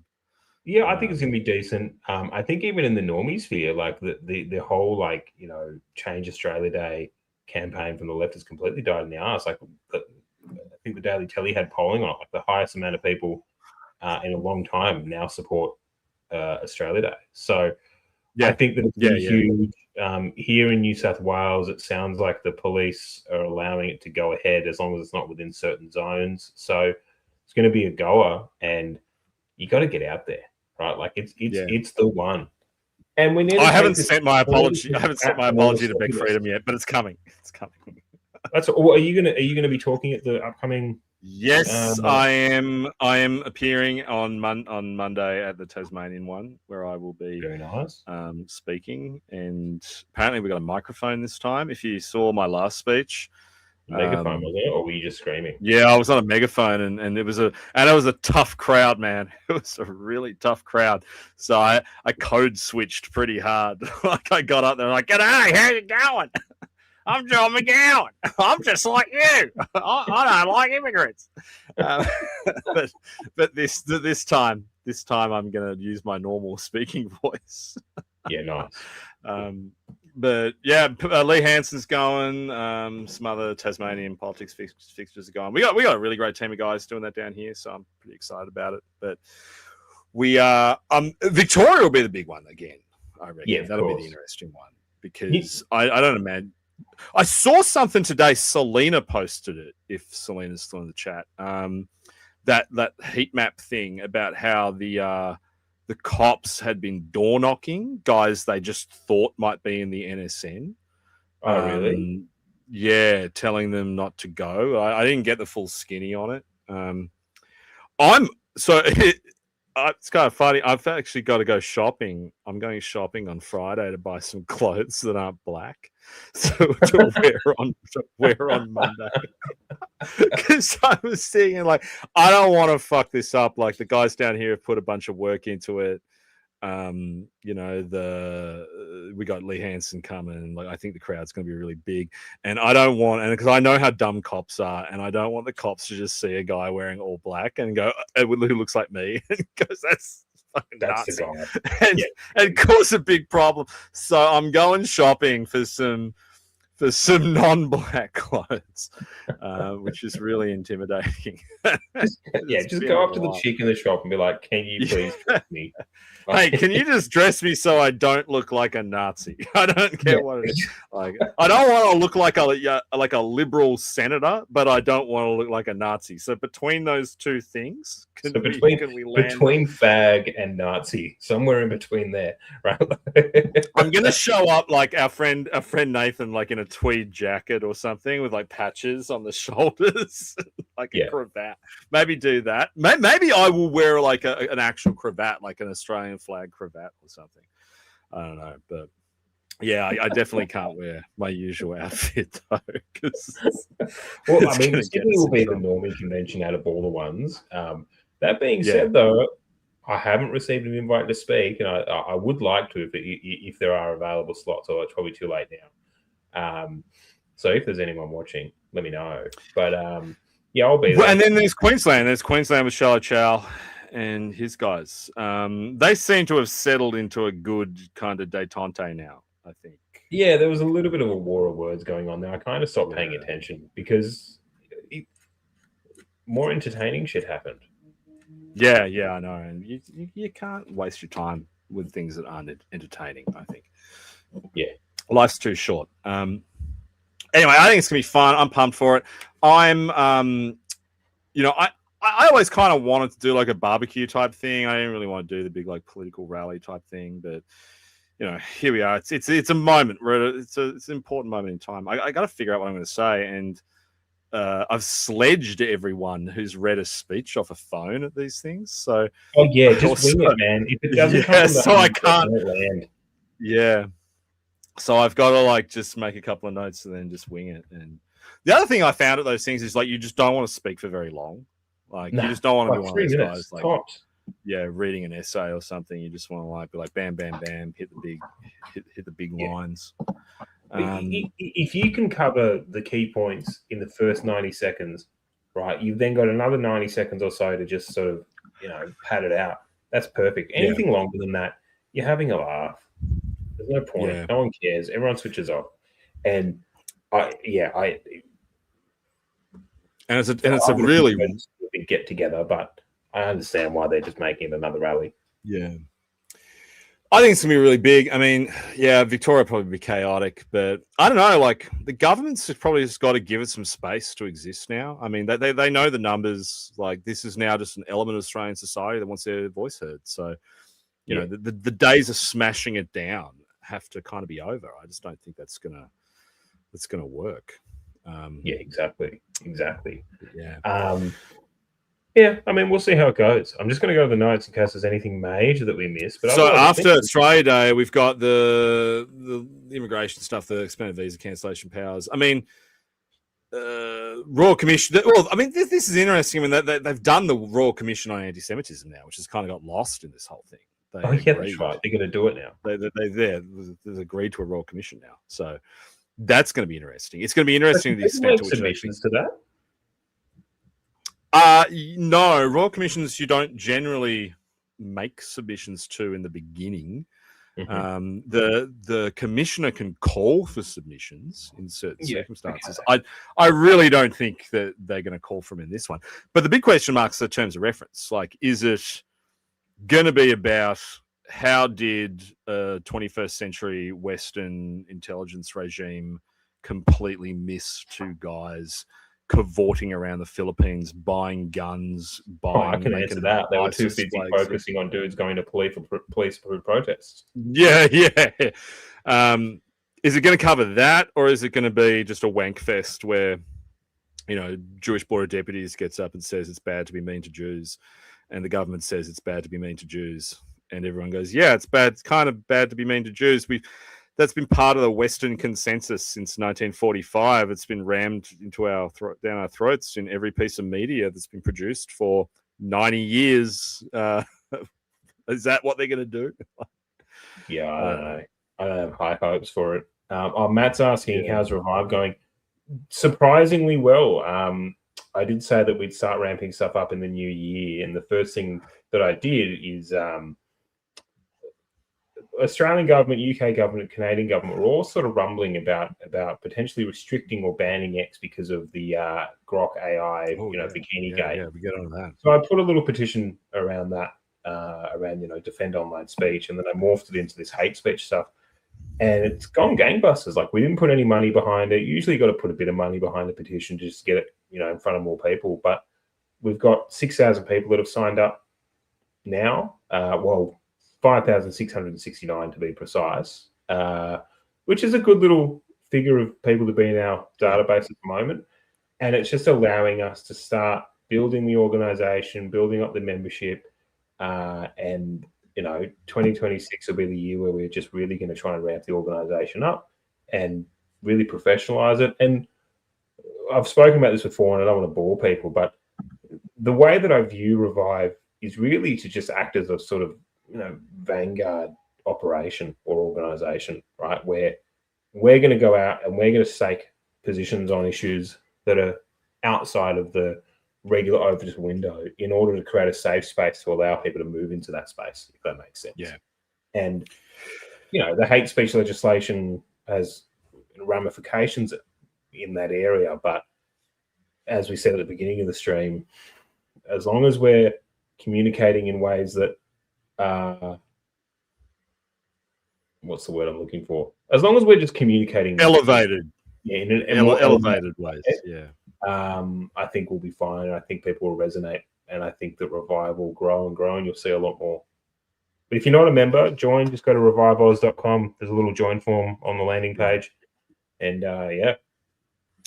The most important thing we got to all be doing is, some of you might even be able to get your foot in the door with One Nation. Who knows? Probably got better reps with them than I do, but someone's got to keep them honest, right? And one of the reasons why Australia is in the quagmire it's in now is because the third-party groups that form the kind of shell around the Liberal and Labor parties stopped keeping them honest decades ago, right? The IPA shills Liberal talking points, right? I mean, even Advance shills Liberal talking points. Yeah. And the ACTU shills Labor talking points. No one keeps these organizations honest.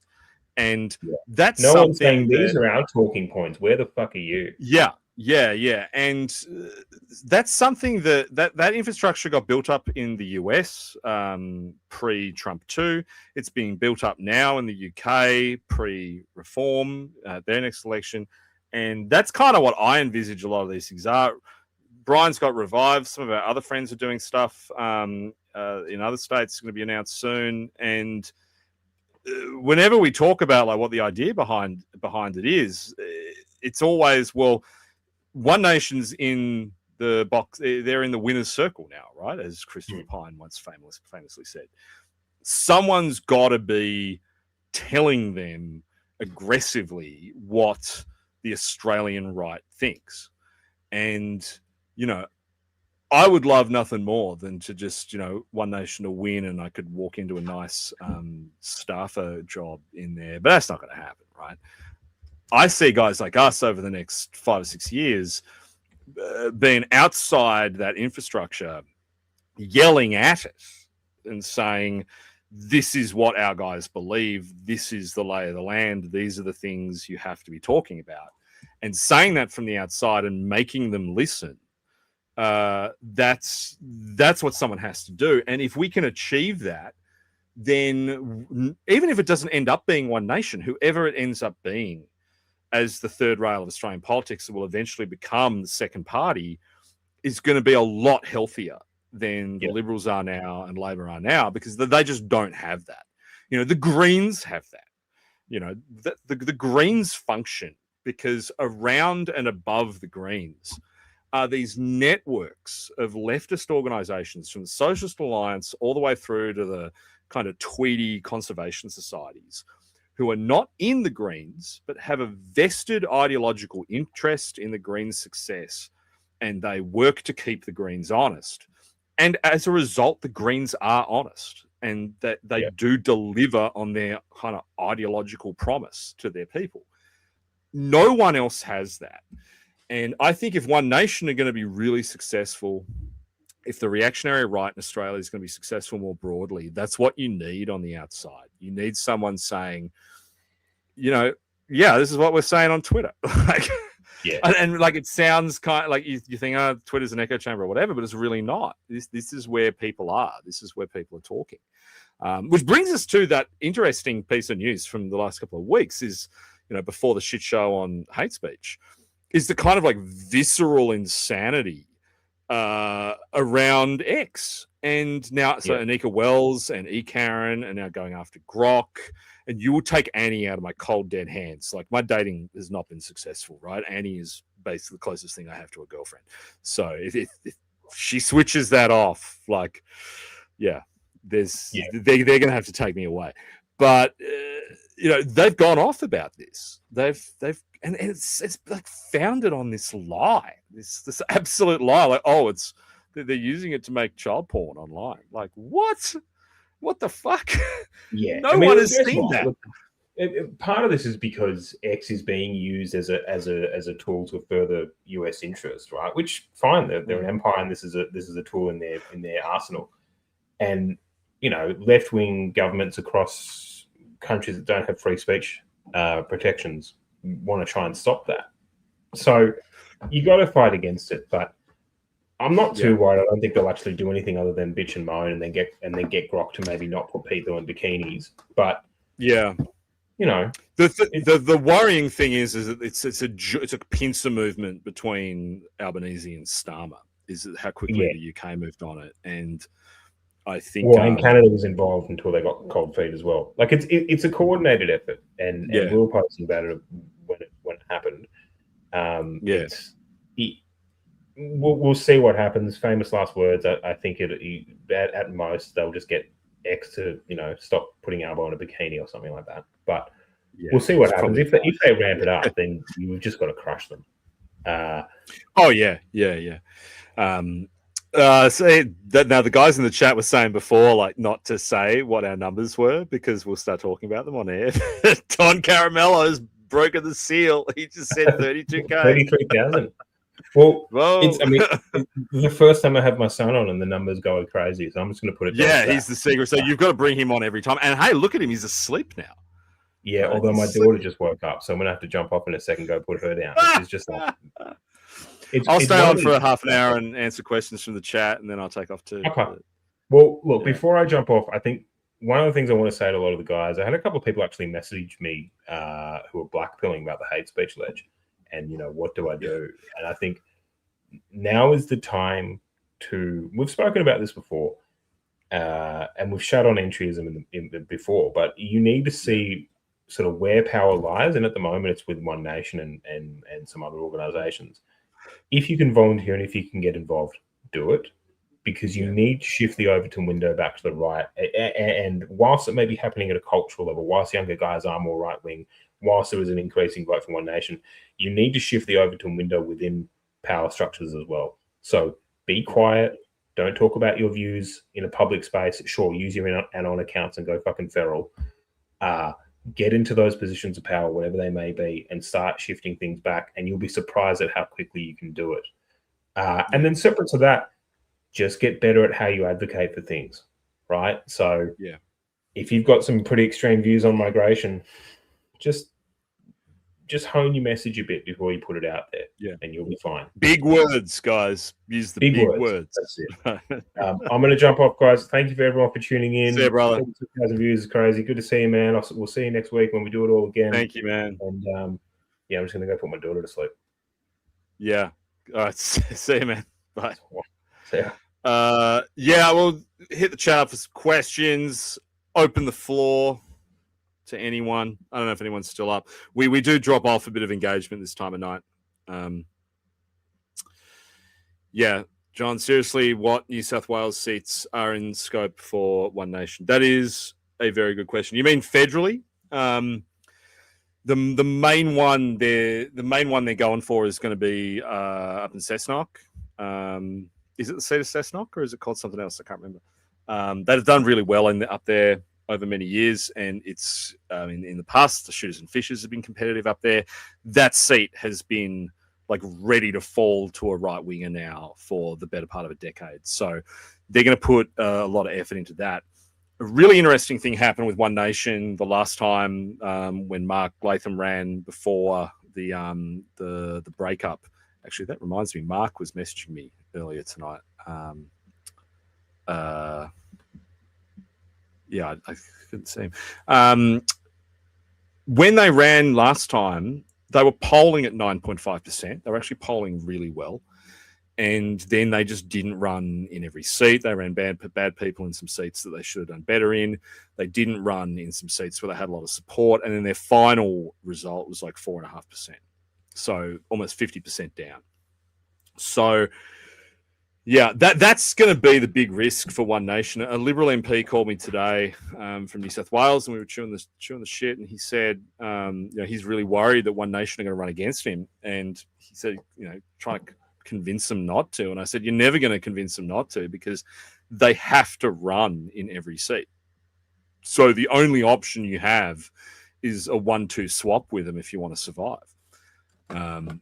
Now, hopefully One Nation gets that message. Like, if I could labor a single strategic message to the One Nation guys, it is that the 23% or tomorrow 24% or by July 30%, it's a double-edged sword. Because, yeah, it looks really good and it's like a rolling stone. It's encouraging people who are on the fence to join. But if you don't deliver on the poll in the next election and the election after that, leading up to 2028, you're fucked, right? Because at their core, right-wingers are elitists and we hate losers, right? So, it's the big test for One Nation, like the tipping point to see whether or not this can be an enduring thing, is going to be the South Australian election. And they've got Sarah Game up there, who famously quit One Nation. They got some bad blood. She's running as an independent. She's running on a whole mix of bullshit things. She's kind of a COVID relic. So we'll see how she goes. But it's going to be splitting their vote. Now, if One Nation don't perform up to expectation in South Australia, I think a lot of people nationally are going to be going, well, hang on a second, right? Are these the guys? Like, are these the guys who are going to win? So there's a lot of pressure on. And the only way for them to fix that is they need to get good candidates. And by good, I even just mean beige. Like, instead of running freak shows that they've run in the past, like fucking pole dancers and shit, just run boring guys. Like, run fucking losers. Like, run kids. Just run people who there's no warts on, because their job is to stand there under a core flute that says Pauline Hanson's One Nation and just hoover up that vote that is out there. That's the most important thing they can do. Conquer the World says, when will you release your Australia 2050 Substack? It's 2040, and maybe tomorrow. I might let that go tomorrow because I have actually finished it. But I'm glad you guys enjoy that stuff, because it's literally the highlight of my week. Like, it's the most exciting part of my week when I sit down and write that stuff. So I'm glad anyone likes it. And I got to get better at replying to people's messages on Substack, because I do get a lot of people, particularly people who pony up money to pay for it, which you don't have to do, by the way. Like, it's just the option's just there. I don't actually shill for it. But I do have now a lot of people who actually pay subscriptions that I got to be better at responding to. Get some fucking wealthy Anglo-Saxon Protestants to the mix. Yeah, I mean, the money situation for FON is going to be really interesting, because the word on the street is Gina Reinhardt's funding it on her own at the moment, and they need more money. Everyone needs more money, but yeah, I think they need more money. In particular, Sargon of Al-Kharid says, Your Honor, I'm merely concerned about the disinteroperability of the over-melanated arrivals. See, that I think you would get away with, right? That's the kind of elevated discourse we need to be aiming for. Yeah. Needs Less says Reinhardt funding is a massive red flag. Look, it is. I don't think it is really, because the nice thing about Gina Reinhardt is she only wants one thing, and she just wants an end to net zero. That's it. That's what she's paying the money for. That's what she was paying the money to the Nats for, and the Nats dogged her. She used to pay the money to the Liberals, and the Liberals dogged her. She still pays money to Liberals in state races because she needs her mines approved. Like, she's purely transactional, and that's all she wants. And, you know, it's not like she's running off to the fucking Davos and the Bank of International Settlements and BlackRock and whoever. Like, she just wants to build more mines, pull out more rocks, sell more rocks. That's it. Now, is it ideal? No. Is she annoying? Yes. But who else is there? I mean, if you wind back the clock, guys, 12 months, do you remember when we were all saying, oh, yeah, they've got to get Matt Barry? Like, come on. So Matt Barry's probably worth like 3-4 million on a good day. Like, this is the best we're going to get, and she's the richest woman in the country. So good for them. How much money she's got is going to be the big question. The other big question is, what does Clive Palmer do? Because Palmer needs the exact same thing that Gina Reinhardt needs. The only reason Gina Palmer was ever doing this as well was net zero. So, you know, does Palmer now throw his weight behind Hanson now that he can smell a winner? Hopefully. Like, that's my hope. Because if you take $25 million from Gina Reinhardt and you take $25 million from Palmer, like, Pauline could die and they could get her corpse elected with $50 million and starting from a base of 23% and the Liberal Party in shambles. So, you know, money does matter, is the God's honest truth. And I went through much of my political career thinking that it didn't, and you could just get a bunch of smart guys in a room and we'd win. And then I ran for Parliament myself and discovered, yeah, actually money matters. You need a bunch of it. Otherwise, you're going to suck. And I spent $3,500 on my election in July, sorry. And I got 309 votes. So if I'd have spent $100,000, I think I probably would have won. But I mean, why would I blow $100,000 to get a job that, like, after tax probably pays less than $100,000? So, yeah. What does Anthony Pratt want in return for his donations? Asks David Dean. That's a good question. Pratt is a weirdo, like a real weirdo, and he's so weird. Even Donald Trump calls him out for being weird. So who knows what he wants? There was all that gossip about him and Dan Andrews and the famous, like, Dan Andrews stair fall, which we're not going to get into because I don't want to get sued. Conquer the World said, is there any hope for Victoria with the state election in November? Short answer, no, but I do expect One Nation will perform pretty well there. And I reckon there's a very good chance that One Nation outperforms the Libs in Victoria. Because, I mean, the Libs have got a couple of lower house seats to be in the mix for, but One Nation out in the regions will probably do really well. I heard a story the other day, I don't know how true it is, that the South Australian opposition leader supposedly sent a request in to the clerk of the parliament asking what happens to their funding if they don't get any seats. Like, that's how bad things are in South Australia. Collide Rule says, are the NSN feds? I mean, I think everyone has the answer to that question. The answer is no. I mean, if they were feds, they would have more money. That whole Fed jacketing thing kind of comes out of the, like, Wignat scene in the US in the 1990s when, like, you know, you really did have the FBI impersonating Wignats and going to meetings and honeypotting guys, honey trapping guys. And there's a lot of, like, literature about it. I encourage people to read Wendy S. Peatling's Aberration in the Heartland of the Real, one of my favorite books that I read in 2024, about what the FBI did to the guys involved in the Oklahoma City bombing and how all the Wignat organizations in the US were infiltrated by the FBI. Like, it happened over there. There's no evidence of it happening here.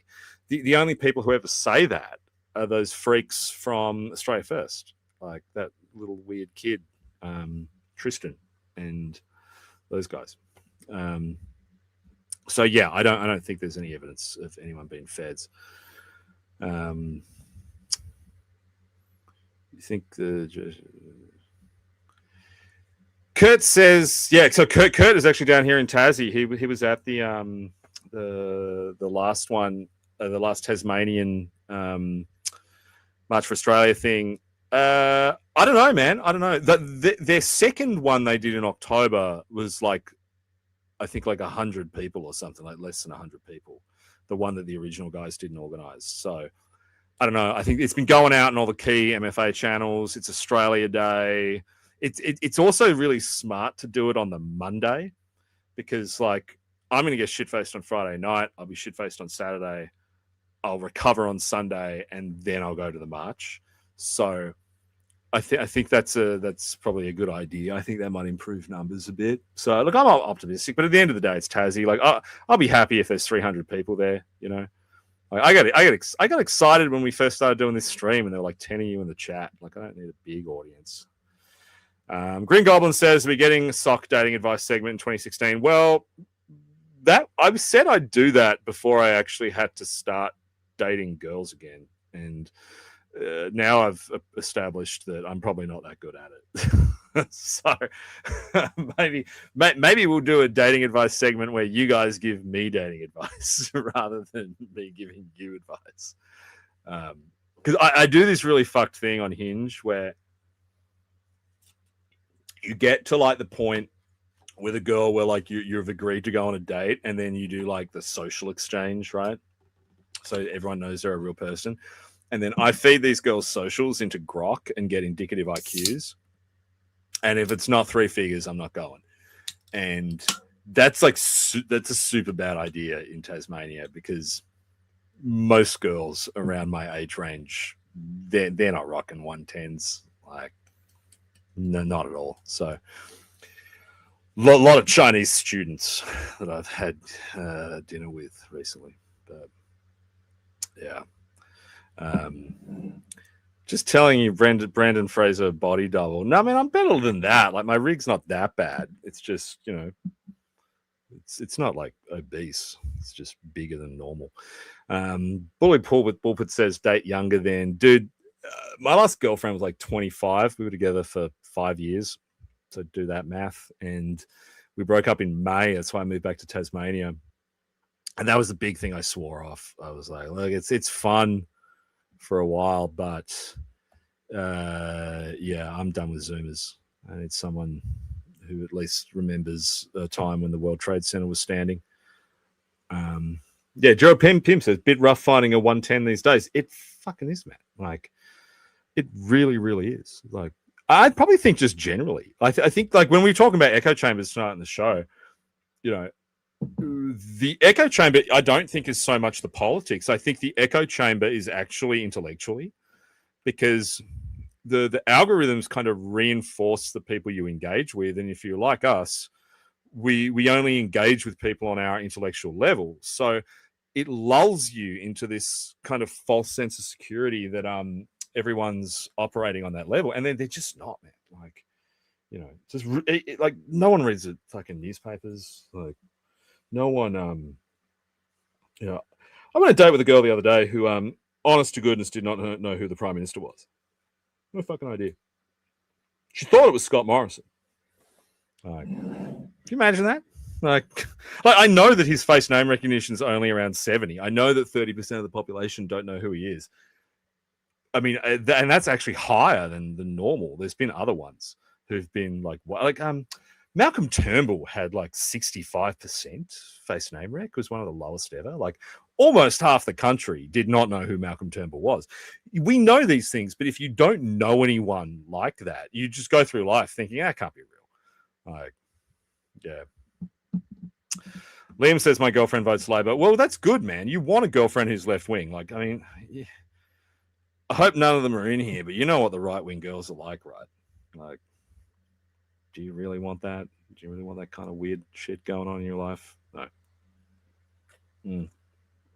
Nathan Porter says John McGowan pub tour. When? Well, the John McGowan pub tour has been going since the year 2000. I haven't been speaking to everyone there. I've just been speaking to myself and a pint. That would be fun. I do have a feeling that we might be able to take this stream a fair way this year. Like, I've been like, when we talk about the numbers at the end of the show, like, like they're bullshit because I pump money into promoting the stream. So if you think back to when the stream first started and we had Mark Latham on and we got like 2,500 views, like that's probably the beginning, like the organic beginning of it. These recent streams, when you see the number go up, it's because I have more money in my credit card account each week. So I think when we first started doing it, I was putting in like $40. I think today I've put in like $80. So how well I'm doing with clients each week determines how well this stream does. But I do notice when I look at it on the back end, I can see the minutes watched slowly ticking up. So yeah, I think I think we will get there. Maxan says, "What beer are you drinking?" And you should charge for questions like Fuentes. Brian and I have talked about this a lot. Like, we are really uncomfortable about asking guys for money, and this is not something we would do for like an actual job at all. We have real jobs that we do every day. And as for what beer I'm drinking, it's Tooheys Extra Dry, which I picked up a case of today. Afro Mouse says, "Say what you want about the LNP, they aren't botting the likes on X." I don't think they have the ability to do it. I think actually the liberal botnet might have left with me in 2019 because it was mine and it lived on my laptop and I took it with me and then I sold it to a bunch of clients. And I don't. So if you go back to like 2019 election campaigns and look at all the likes liberal posts were getting then, and then you look at all the likes my posts get, it's the same guys. Green Goblin says, "John, next Sydney tour. I am hopefully going to be up there very soon, possibly in the next couple of weeks. I got some work stuff to do. So, and I'll tell everyone when I'm coming up, and that will be the John McGowan pub tour through Sydney. Gerald Pym says it's so easy to bot, even to hire cheap human bots. It's getting harder because they detect them sooner. So it used to be that you could devote like a day to building a botnet and then use it for like 3 or 4 months. Now it takes probably half a day and you can only use it for a day. Bully Bullpit says, "John, come to the O-Week uni parties. Dude, do not joke. That is something me and Brian and a lot of guys have been saying for at least a year when we talk about, if you go back to like this time last year when we're talking about like the future of the new right and, how we start a new party or whatever. This is something I've been stressing for ages. We've got to get on campus and we've got to start talking to the conservative clubs. So yeah, I'm definitely going to be doing that. That's one of the reasons I'm thinking about coming up to Sydney, is to talk to some guys about maybe going to some events at USyd. Getting pissed with Paul's boys or something. But yeah. What else we got in there? Yeah, Breadmaker says Susan Lee certainly wasn't getting support from a botnet today. I don't know if they even know how to do it, man. I really don't think they know. Lee Kwan Yu Respector, who is one of my favorite posters, says SOC O'Day stall. I mean, if anyone is on campus and can figure out how to make that happen, yeah, we would totally do it.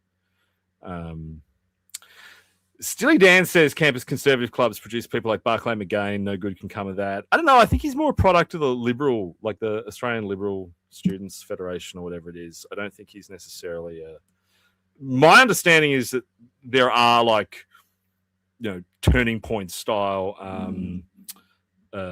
conservative clubs cropping up at some of the campuses. And I think that's what we're aiming for. Matt says, "What do you think of the future of the back and A&A?" I think they're both doing really well. I think back has done really well in the last 6 months, particularly off the back of the the Dr. Stevens and some of the more highbrow content they've done. I think Frank Salters put out some really good videos and kind of exposed his views to a wider audience, and that's been really successful.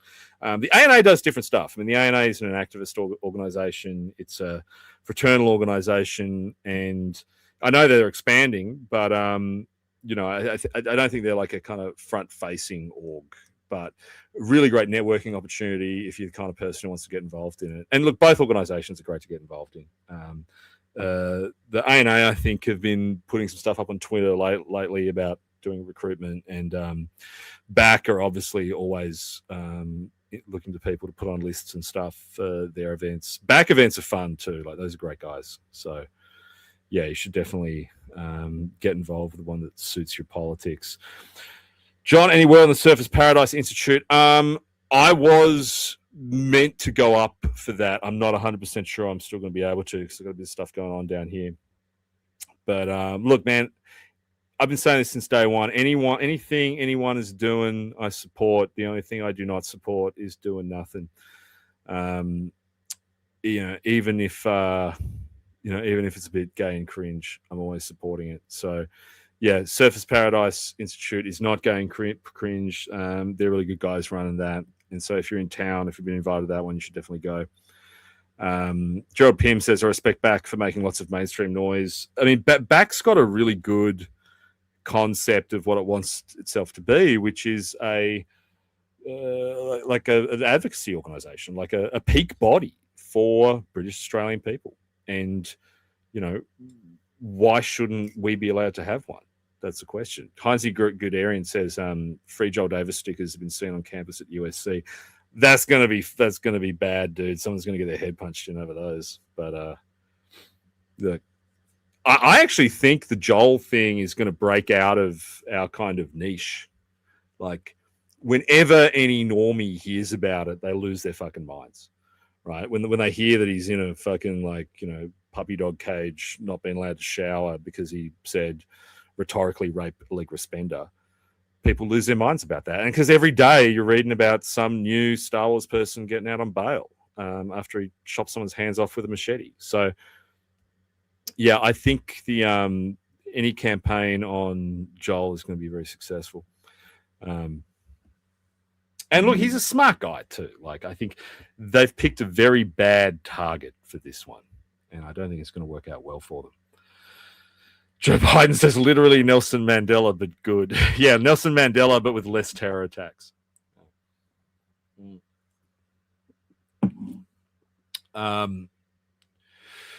Yeah, Star Wars people say that online every second. They do. They say insane things online.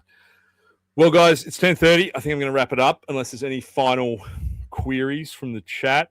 Brian and I are going to do these at 8:30 from now on, just because it's a bit easy with Brian's kids. And it's not like I'm doing anything. So, guys, thanks for tuning in to Season 2, Episode 1 of the Stream of Consciousness. It's been fun, as always. Liam says 8:30 daylight or standard. Well, AEST is, I think, what time we're going to be doing it. And yeah, we're going to be putting together a new intro for season 2, and we're going to hopefully improve production values soon, because I am streaming. I have a cool microphone. This microphone is quite good, but I have a shitty Logitech camera that I've set up, and I need a new one. And StreamYard zooms it right in on my big fat head, so I want a nice one, maybe like sitting on a lounge or something. So we're going to be working on that this year. Tell your friends. Total Liberal Death. Stay conscious. I love you guys. We'll see you next week.